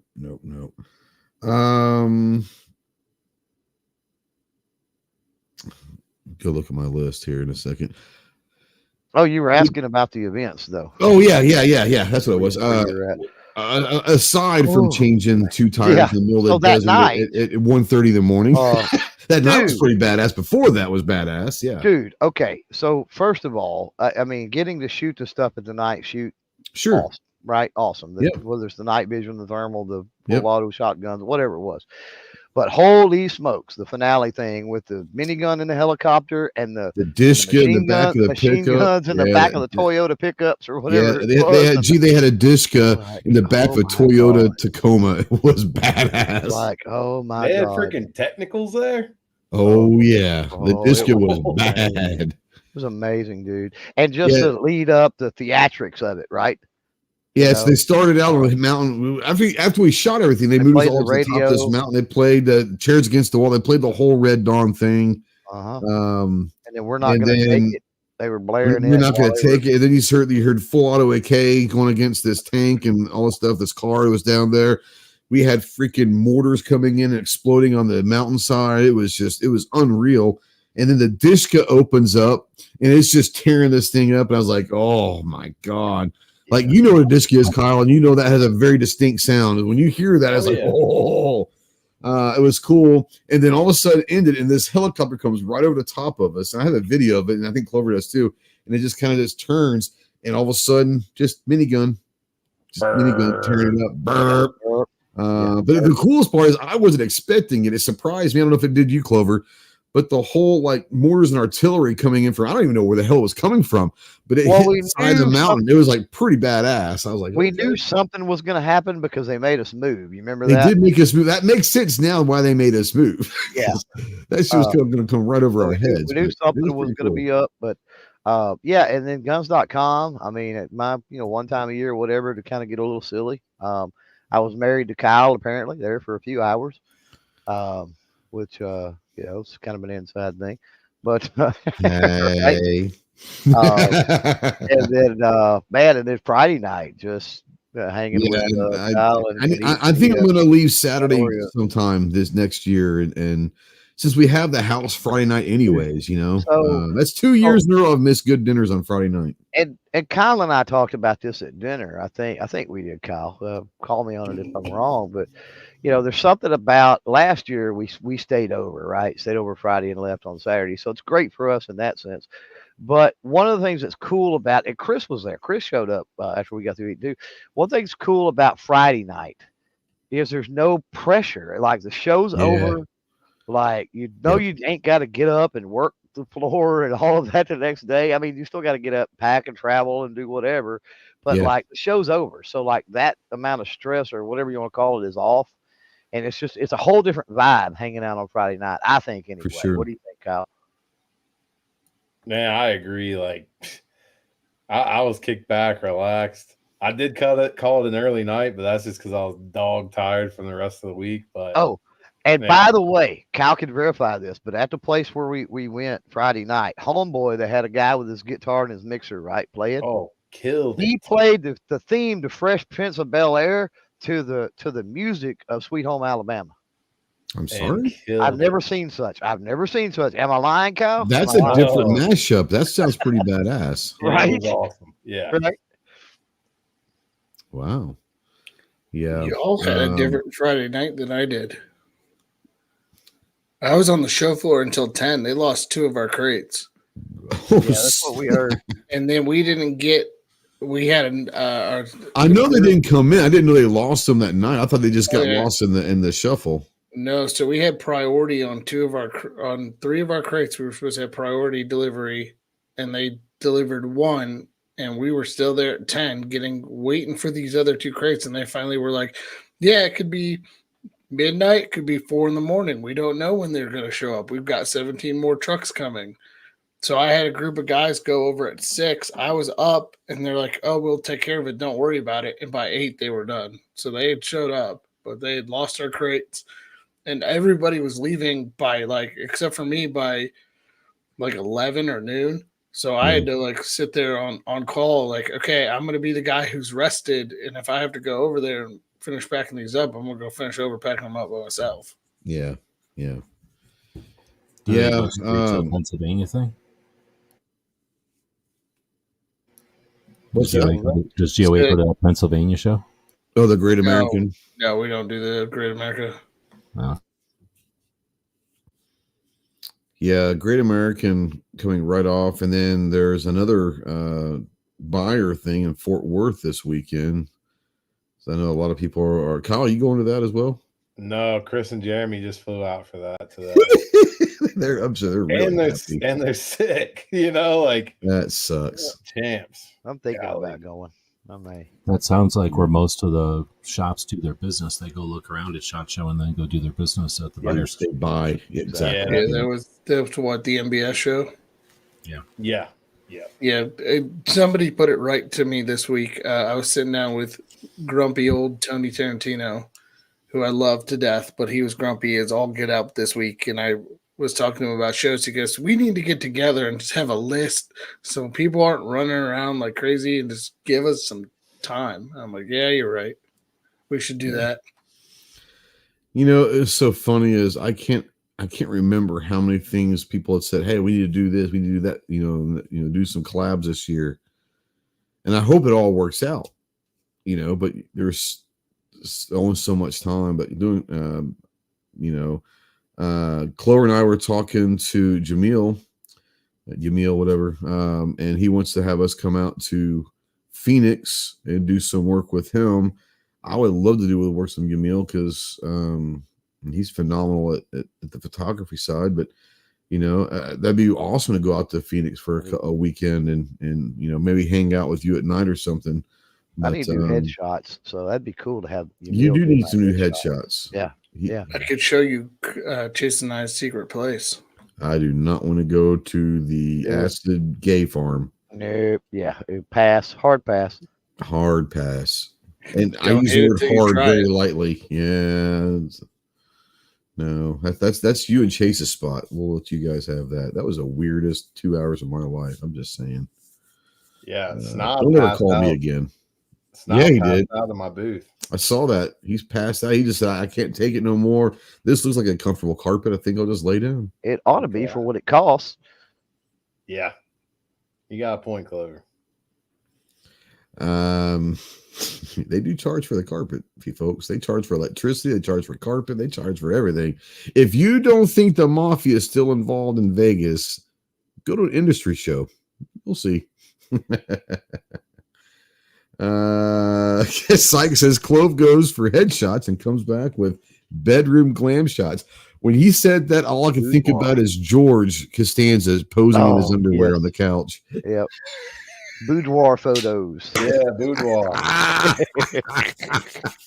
Holy shit. You need to come out with a calendar, Clover. I was just fixing to say, what if we all got together and put out a calendar like that? I wonder if anybody'd buy it.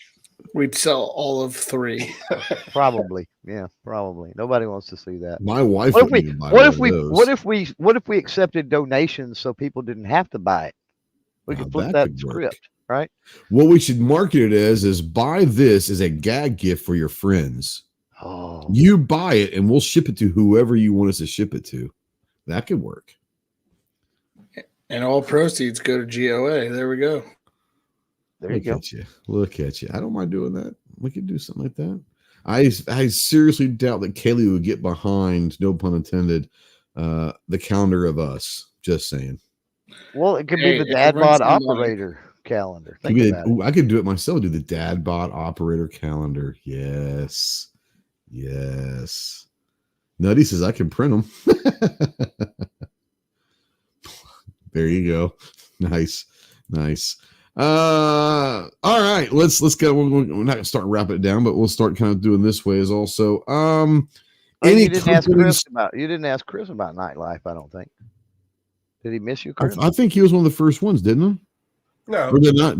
Oh, well, I'm sorry. I just thought I did. Chris, I know I saw you at guns.com or other things that you attended. You look like you were having fun at guns.com. Yeah, man, I have a hard time picking a favorite. I really enjoyed the dinner Monday night. It was like, yeah, that was fun. That was really good. It was fun. G-Webs and I stood there and talked for about 20 minutes while we were waiting on the tables, and then never really got to sit down and talk with Sarge. So it was kind of fun sitting with him at the table and talking. That was a great time. Yeah. Tuesday night, I went out with the Gideon Optics guys and the JSD Supply guys, and that was a great time. The guns.com party I definitely got lit at that party. If you can't have fun at guns.com, then you just don't know how to have fun. It was a great party. It was actually, from what I remember and what I recall, it was like livelier this year than it was last year. And I got there later this year than I did last year. Clover, what do you think? Maybe because Chris was there and Ginger showed up, Kyle was there, Chase showed up, so there was a bunch of people there. Even before, so even when we got there, was there. What the hell? Yeah, no. Even when we got there, Chris was already there. Yeah. But when we got there, it was, you could already tell there was more people than last year. Yeah. And it kind of gave me a vibe, or maybe or the pulse. TJ and Jeff were there. Yeah. Because they were already there when we got there. Of course, free drinks. But right. So anyway, there was a lot of dealers and stuff there. Yeah. And I don't remember that from last year very much. It was noticeably so this year. And then the next day at SHOT, I started kind of paying attention to it, and I'm like, wow, okay, there's a lot of dealers at SHOT, and like I don't remember that paying attention. Maybe I just wasn't paying attention. It's possible. So what is guns.com? They are an online retailer, but they throw a big party on Wednesday night. All right, but some of the parties are like employee picnics or something, like they're for the employees to let their hair down after having some time at SHOT. No, or whatever. this is everyone. It's not everyone. It wasn't just open. But guns.com is an online thing that gun shops tie into and sell their inventory at their stores. No, they're guns.com. Like we can go to guns.com right now and buy all the retail. It's like retailer. They're like guns.com is like Palmetto and Optics Planet and all them, except they've just got a bigger inventory and they tap into all the distributors. Oh, they have their own inventory and they're selling. Yeah, so it's a retailer. Yeah, they're not like a gun broker. Yeah. Okay, so then who do they have? Just influencers showing up, or I thought? Oh no, it was distributors. It was he just said that there's a bunch of buyers there. Yeah. A lot of there's a little bit of mixture of everyone, a bunch of 2A people. I mean, it was a mixture of everyone. It was great. Okay. Yeah, it surprised me to see Sarah there. Yeah. I'm like, okay, this is cool. Yeah.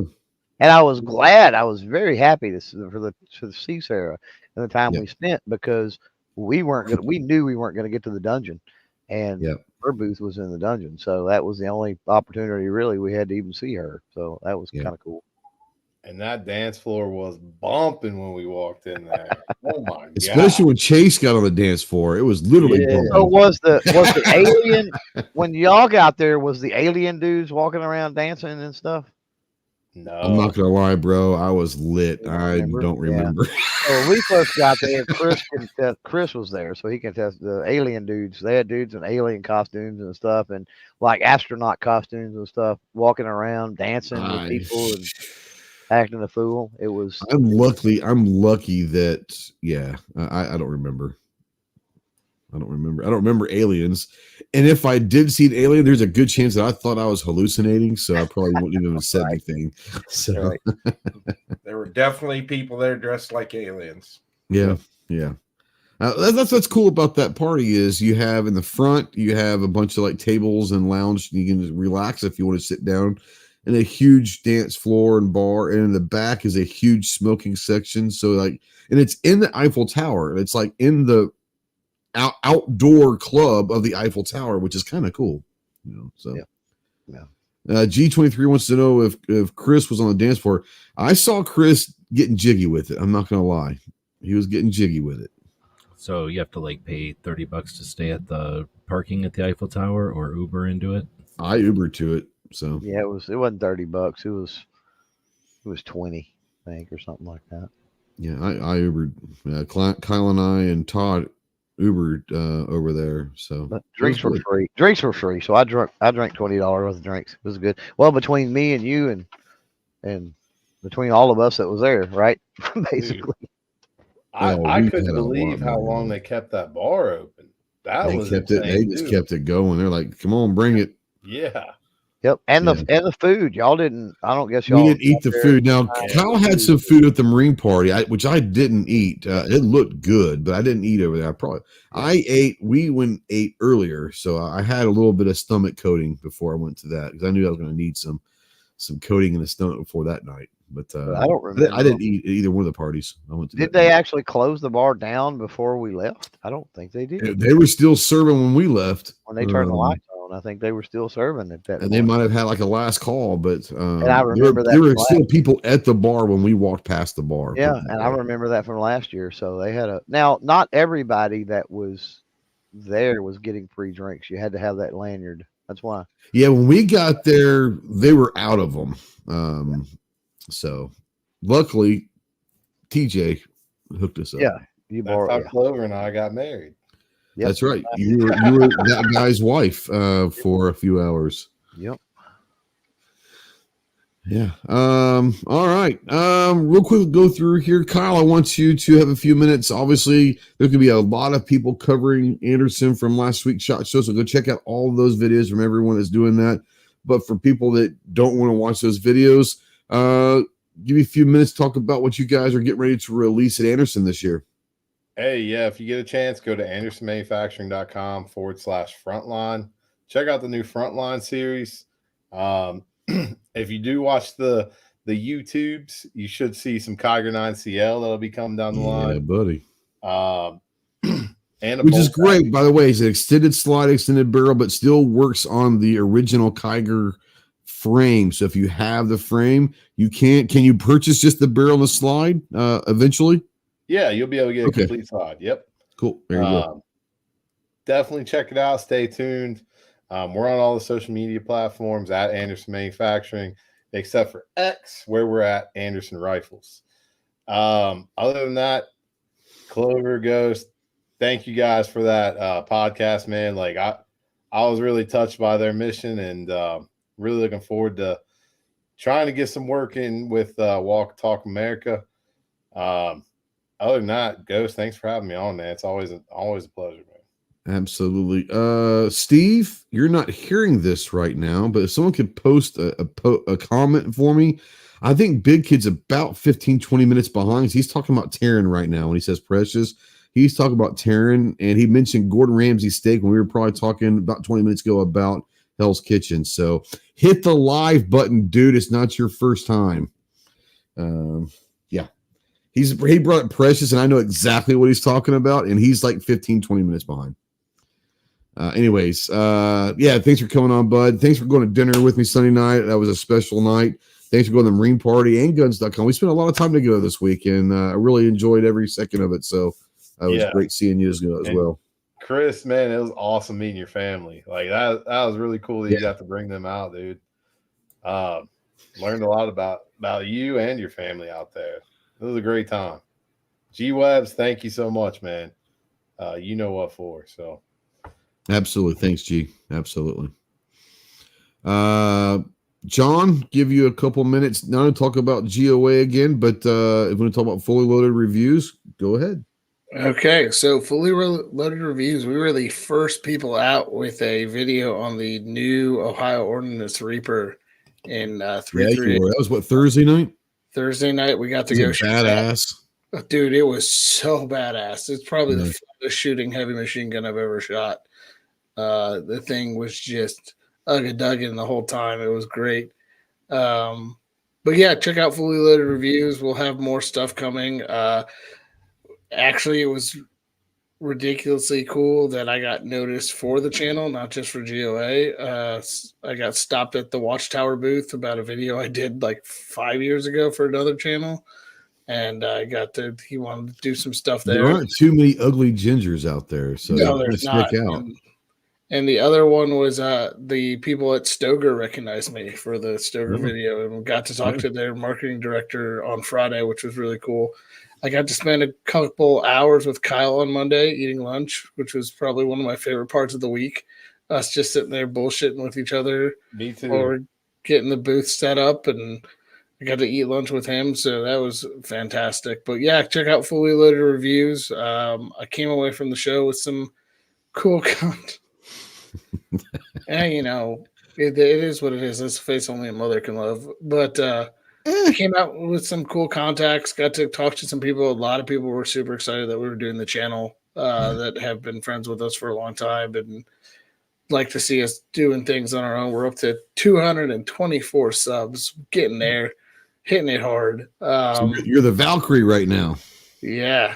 So we're getting there slowly but surely. So go over and support Fully Reloaded Reviews on YouTube. Fully Reloaded Reviews. You can't even say your own damn channel name, bro. Dude, it's been a long week, man. Come on. So Steve says that you're the sexiest ginger. I beg to differ. I think Opie might be the sexiest ginger, especially with the way his look is right now, the long hair, the beard. I think Opie might have a fight for that one. I mean, I think Opie and I are probably the sexiest gingers in the industry. Just saying. The two of us together, it's a power that shouldn't be combined. But yeah, go check out Fully Loaded Reviews. It was great seeing everybody this week who I could see. I know that I missed a lot of your faces. It was just Opie wasn't there, by the way, was he? I didn't see him all week. I don't think he was there, was he? I don't think he was there. But I didn't get to see Kyle from Gear Know How. I ran into Snob on Thursday of all days. Just happened to be walking around, and I got to meet Kyle for the first time. It was probably, talking to Night Vision, they said it was probably one of their busiest shows. It just came in waves back and forth from Caesars back in there. So, but yeah. Oh, Adam's in here. Adam, I want to shout out to Adam. Adam gave me this dope. Adam, knife. You know what? So I was going to say the same thing. Yeah, I got a knife. He gave Clover and I both a knife for the podcast. It's freaking amazing. And we were talking about you, Adam, earlier. I don't know if you were watching. I do want to say a quick shout out, and Clover will too. The fact that you were one of 5 vehicles on Tuesday night after the Wolverine that actually asked if we were okay, but y'all the only ones that actually stopped, pulled over, and got out and asked was awesome. And then obviously Clover said you texted about 1:30. So and that's what friends are for. But thank you for that. I appreciate that. You know how much that means to us. Go ahead, Clover. No, 100%, man. Like I said earlier, that's P&E stuff, whatever. That's something. But what Adam did that night was on a whole new level. that's why we do this, and it's freaking amazing. Yeah. So, I was worried about you. We were worried about us, guys. We should have been. Yeah. Bro, I was in the middle of a desert for 2 hours listening to freaking like people that have been buried for 40 years talking to me. I was like, holy shit, you know. Come join us, cold. Ghost. Come join us in our shallow grave. Yeah, it's just like the Thriller video on me or something. Should have done a short, a YouTube short. I should have. Oh, I should. I didn't even think about doing a short. Like they just dropped my ass off in the middle of the fucking desert. Should have done something fun with it. G-Webs bring you in here. Highlight, lowlights, overall. Was SHOT successful for you? I know you had a pretty successful week for your game plan that you were pushing through. I think at least while you were talking, pretty successful SHOT show for you. Yeah, there's always different ways to play it. Just such a big potential. So I had a good time. But it was after I like watching the show. I look at the stuff or whatever. Yeah, it's like going to a gun show. You kind of learn the booths that are always there. And, we know the companies that are always there. They might move their booth around, but we know what's in their booth. There's a couple of booths like Silencer Co. They're always going to have a new booth. They really have fun with that. They lean into their booths. So, that's something to look forward to. There's the patches, which for some reason you refused to talk about tonight. Those are I didn't. I'm not the patch guy. I forgot. I don't think about it. Yeah. Well, you guys had 17 bags of patches in there. Holy shit! Look at that. So I only got a panel and a half filled, or 2 panels filled this year, which I was kind of. You need to have a patch swap so that all the patches come to you at the show. So, because you could have 2, one for GOA and one for your channel on both sides of the booth. Oh snap! Or both sides of the door or something. I didn't even get to see John get his patches and stickers from GOA this year at SHOT, so I'll have to figure out a way to get some in RAM or something. I think I just watching the show. Watching the show go for so many years, it's interesting to see. I always use the analogy that when I started, it was all film cameras, right? And then it went to digital cameras, and then digital video, and then video, and then now fast forward to people leave sections of their booth for just anybody who wants to come up and do some kind of a live stream, right? Like that isn't like anybody said it needs to go this way. It just went that way based on what people want and what people can do, right? So watching those trends and stuff has been more interesting than anything, and seeing the ups and downs there. Now, I'd definitely like to see more 2A, like definitely, but at least we're seeing strides. We're seeing the roots of that happening more and more. And from people that I follow, and we all know, but people I'm paying attention to and that I've helped out or they've asked questions and stuff, very successful year for people with their individual projects. And it's always good to see people evolve instead of get stumped or stagmired. What's the word? Like you can get cut off. You can get run into the dirt. Smorgasbord. Oh, that's a different word. No. I'm saying it can kill a project. It can kill ambition. It can just stifle you. Right. That's the word I'm looking for.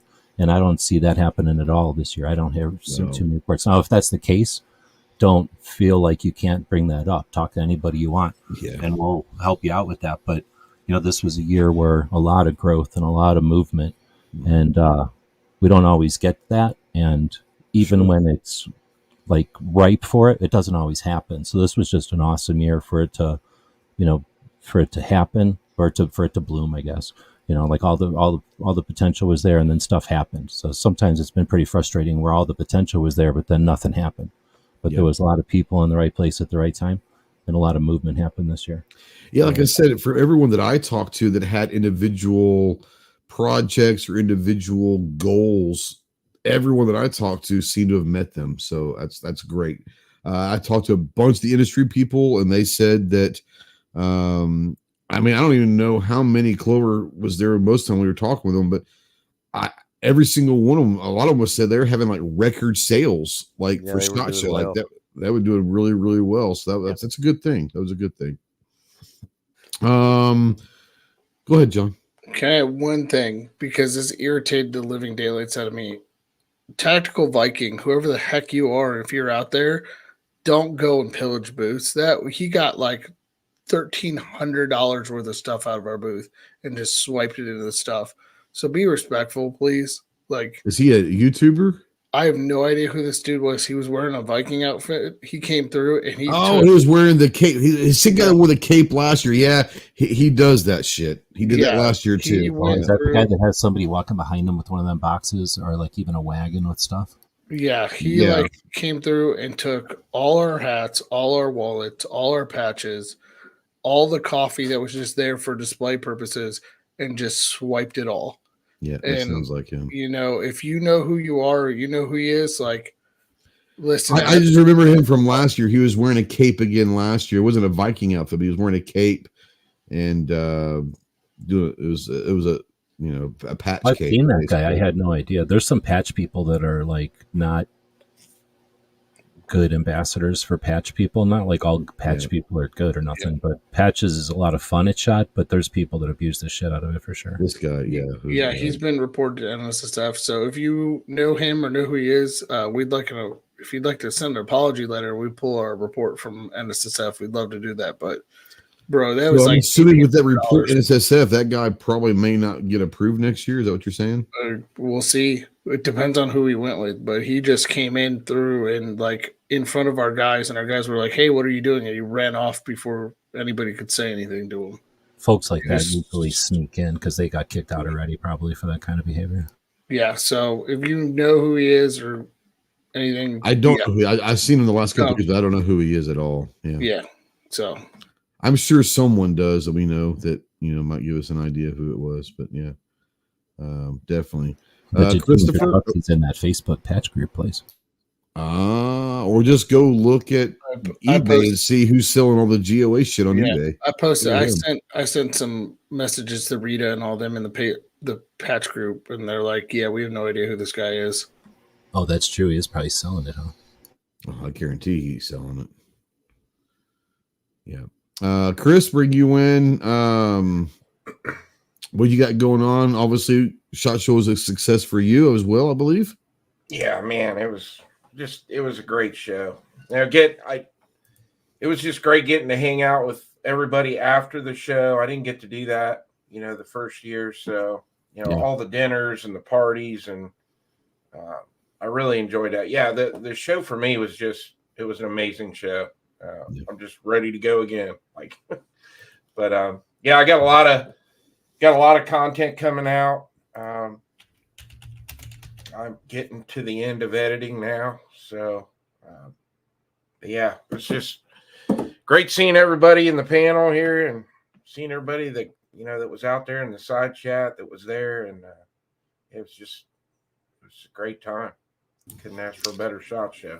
Apparently you can kick yourself out of the stream by my mouse has like a back button, and I just figured that out, that I can kick myself out of my own stream. That's pretty cool. Yeah, thanks for coming. Like I said, it was great seeing you. We hung out Monday night at the dinner. That was a great dinner. Once again, thanks to you for what you know why we're doing that. But good to see you at Guns. It was, like I said, it was great. I've met your son, but I had never met your wife, and that was a treat. So give her a hug for me and say it was nice meeting you. But can't wait. Hopefully see you in Dallas. You gonna go to Dallas for NRAM? I'm not gonna do NRAM. I'm gonna come out to TriggerCon with you guys.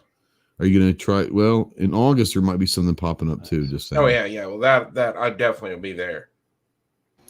Absolutely. Isn't NRAM right by it? Or no, it's in Texas again? Dallas. Yeah, it's in Dallas this year. How far a drive is that for you? For me or for Chris? For Chris. It's like a day. You have to drive across 3 cool states, though. Definitely would have to fly into that one. Oh. Yeah, it's easy. I get to go home, so I'm happy about that. So. Marcus says ghost the Henrys. I'm a lever dude now. I can't wait. Yeah, I really enjoyed the Henrys. Really did for sure. I guess that just leaves Clover Bitch. Mm-hmm. Yeah. Obviously a successful week. I had a great time doing the podcast with you. I had a great time housing with you as always. Had some fun times. Very successful SHOT Show for everybody. Anything that kind of you wanted to touch on that we didn't talk about? Absolutely. So first of all, you didn't ask me. We didn't talk shotguns at all. So here we go. You didn't I ask was me trying to shotgun. avoid shotguns, bro. So you didn't ask me shotgun of the week, and I'm telling you, SDS and Matt's graffiti design on that Oh, bullpup that and the AR. feed design, that was the bullpup was bad to the Were bone. those not awesome? Yeah, that was pretty And then cool. the real tree camo pattern that they had over there, from my perspective, you didn't care about that, but was pretty banging. But no, Matt's Oh, it was graffiti, cool. It wasn't me kind of, but it was cool. I'll give you that. It was cool. that graffiti design though was amazing. It was so Yeah. cool. Well, Matt was like, he says, I came up with I mean, a from a design for the distance, bullpup, and I was like, "What are you talking about?" And he brought it up, and I was like, yeah. "Oh, that's bad. Like, It's and there's a bad to the couple of bone." shorts. I got a couple of shorts on each one of them for those that are curious. But from a distance, it's really colorful and it catches the eye Yeah, and it's cool. But then you get up close, because when I you was see the doing the shorts, detail. I Yeah, was up close and there's like skulls and like scary yep, clowns and like it's crazy the stuff that's in that. It's just yeah. amazing. I mean, it's coming Urban, from the demented mind of Matt, so take that for what this it's is worth. true. So, Which we got to hang with him at guns.com, which was yeah, amazing. So I know yeah. Adam's out there. So say hey to Matt and tell him it was fun hanging out Say at hi to Dalton. I guns.com. had a really good talk with And Dalton Tuesday night yeah, as well. yeah. Yeah, for Well, sure. all of them. And Jared. Yeah. Yeah. Jared on the podcast. And yeah, yeah, Jared's on yeah. the podcast, and Um, yeah, it was good to see and all the then SDIs. And thanks for Tuesday night, by the way. That was fun. to draw the shotgun. Until we left the parking lot, it was fun. Yeah, to draw the shotgun segment out a little more, was it was amazing to get you see I you on wish that you would. Browning A5, dude. So I was going to bring that up in my time to talk. I shot clay for the first time thanks to Clover, and I hate to say this, damn it, I had fun. And you were shooting a sweet shotgun. That Browning The A5 A5, the A5 and 20 gauge was sweet. Yeah, that was bad. it But was I nice. think I took about what 10, 15 shots, and I hit more than I thought I was going to hit. So Yep. Oh yeah, you did pretty good. But yeah, I mean, just to finish it all up, like, Shot Show, we say it all the time, you and I yeah, do anyway. The Shot Show's the best week of the year. it's my favorite You know? week. Yeah, Unfortunately, the week after Shot is probably the busiest sucks. week of the year. Yeah, especially if you get sick. It's today is my first day back. We just rolled in about 8 last night, and I've been swamped with calls and emails and trying to do Yeah. this, do that. It's been crazy busy. So for those that are curious, there's all kinds of stuff in the works and going to happen over the next Oh few yeah. weeks, without a doubt. From the Ghost Yeah. and Clover podcast kicking back off to the Yep. Clover Tech podcast kicking off to all the videos from Shot Show. Yeah, it was amazing getting to just accomplishing what we have. I mean, I feel, because of the time we missed doing the podcast, I do Yeah. feel somewhat unaccomplished. But I think as the year goes on, I think that'll fade away. My only thing is that I just didn't spend any time in the dungeon, and I love the dungeon, but I mean it was too busy, and an extremely successful shot. So The it is what it podcast, is. what hopefully comes out of the podcast, and not for us, but other people, the guests, right? Yeah. Was well worth the time lost, in my opinion. 100%. I will give that up every day of the week if some of these organizations get the help that they need, and if people are able to make those connections and work together. For me, that's what it's all about. So, but yeah, we've got stuff coming. One of the things, talking about meeting people, Michael with Ransom Rest with Ransom International. You remember I met up with him in Caesars finally after years of they've been wonderful supporters of the channel. Always there with giveaways, always there with sponsorships and other things. And finally got to meet him and hang out a little bit and talk, which was awesome. And then just hanging out with everybody else was cool. For sure. While we're talking, we'll let G Web show some of the patches off. Real quick, Adam, if you're still out there, I forgot to ask you. I'm sorry, I didn't mean to ask you, but hope no one got sick. Anyone from you guys got sick this weekend? When you got home, hope not. And real quick, I think Jacob and Marcus got in a little bit late. They were asking about the Henry the PMAG. Clover, since you shot that, what was it like? I know you're bragging. That's phenomenal. Oh man, that thing is so cool, dude. I don't know what else to say. I mean, the lever is a fairly short throw. And it kind of has to be because of the PMAG, but I mean, it's what you would expect from Henry. I mean, if you shot any of the Henry lever actions, imagine one chambered in 300 blackout or 5.56 with a PMAG, and there you go. Threaded barrels, so you're able to do the whole suppressor thing if you want. Just awesome rifles, and that's coming from, again, shooting on them, not just looking at them hanging on the wall or whatever. Yeah. Big Kid said that today's his YouTube channel birthday. Congratulations. Happy birthday. Nice. Happy birthday. Congrats. Marcus says he wants the 300 blackout Henry Supreme. You and me both, buddy. You and me both. Yeah.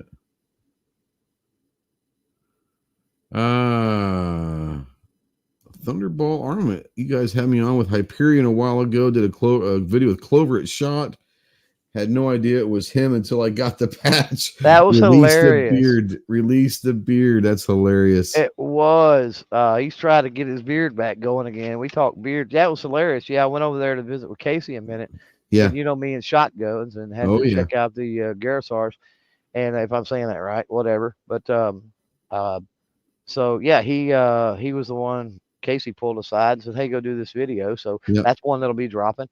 And so we did the video, and we're sitting there, we're talking, and I don't remember if it was before or after I gave him some patches, but I gave him a couple of my patches, and he's like, "Oh crap, you're Clover Tag." I'm like, "Well, duh," like, duh, don't you know who I am? Yeah, don't you know who I am? But he was like, "Yeah, I was on it." I'm like, he was like, "Oh, I was on Ghost Show there," and I'm like, "Yeah, I do that," but he didn't. And then it dawned on me. He didn't. Well, in his defense, you don't turn your camera on. Yeah. Yeah. So. Then it dawned on me, I don't run a camera, and I'm like, "Oh, there we go." Okay. So yeah, that was a pretty interesting encounter at SHOT Show for sure. Yeah, it was great, and it was great to see everybody again. And obviously, we got a lot of people coming on the podcast in the next month or so as well. And all that. For me, it was a great week. Got everything that I needed to get done. It was a hectic week. It was a weird week because it was just different. It was a different vibe, a different busy. Not bad. It was just different, and it was a great week. My favorite week of the year. Haven't gotten sick yet. More importantly, got to see everybody, which was great, and hang out. I'm going to see some really cool products and talk to some great companies as well. So, looking forward to NRAM, and looking forward to later on in the year. There might be something else coming down the line that we'll probably see in the TriggerCon in September. Looking forward to that. But guys, go check out AndersonManufacturing.com. Go check out gunowners.org. Chris from the 740, G-Webs, Clover, and obviously, if you're watching this, then maybe you're already subscribed. If not, unsubscribe from my channel. It's all good. But yeah, had a great time. The podcast was amazing. Thanks again to Bursa. Thanks again to Walk the Talk America for making that happen. Next year, we've already got ideas. By the way, that is going to happen for the near future. According to Ralph, this is going to be an every year thing. They loved it. And we've already had discussions on what we can do a little bit different. We got some really cool ideas we want to try to do next year as well. We'll be talking about that. And obviously here in about I would say March 1 or so, we'll be announcing we're going to take someone here at Ghost Tactical. We're going to take someone to SHOT with us. That's a viewer and all of that. That's we announced that last fall. And there's going to be ways that you can earn a trip to SHOT with us, but you're going to have to do certain things. And I'll be putting a video out on March and probably putting something on the website as well. But you can win a chance to go to SHOT Show with us and all that. So that'll be fun in 2025. So we'll have a good time. Thanks, guys, for watching. As always, if you're watching a replay or listening to podcasts, the conversation does not have to stop. Utilize the comments section. If you have any questions for any of our guests or me or whatever, or just tell us how bad we are, bring it on. We love it. We love it all. Adam says, "Take me. I'll do certain things." I know you will, homie. And I'm never mind. We'll talk about that off air. But yeah, we'll have fun. We'll do that. We'll give someone an opportunity that might not ever get a chance to go to SHOT. We're going to take you with us, and I'm not paying for your trip. I'm going to get you in a SHOT. You're going to have to pay for your own trip. I love you guys, but not that much. But oh my God, Bit has his own badge. That's hilarious. I love it. CMTS has already put his application. He has his own into- media badge. Yes. That gets him into the range day. I bet you, honest to God, I bet you that works. They wouldn't even second There was guess a dog at range day. I thought that was pretty sad. It didn't have ear pro on. Ooh, really? Yeah, you got to take your pro with them for sure. They may not like it, but they need it for sure. Where were you last night at 1:30? Did you kill the cat? I have no idea what you're talking about. Maybe I'm just not very smart. All right, guys. G23 is already unsubbed me. Thank you. You guys have fun. Remember, get to the range. Be more proficient with your firearms. Stay in tune with all that's going on in the two-way legislation, both local, state, and federal. If your elected representatives aren't doing their job, guess what? 2024 is an election. We can make that shit happen, man. Let's get some people in there that need to be in there. Most importantly, enjoy your freedoms of being an American, one of which is to keep and bear arms. We'll see you next week. Semper Fi.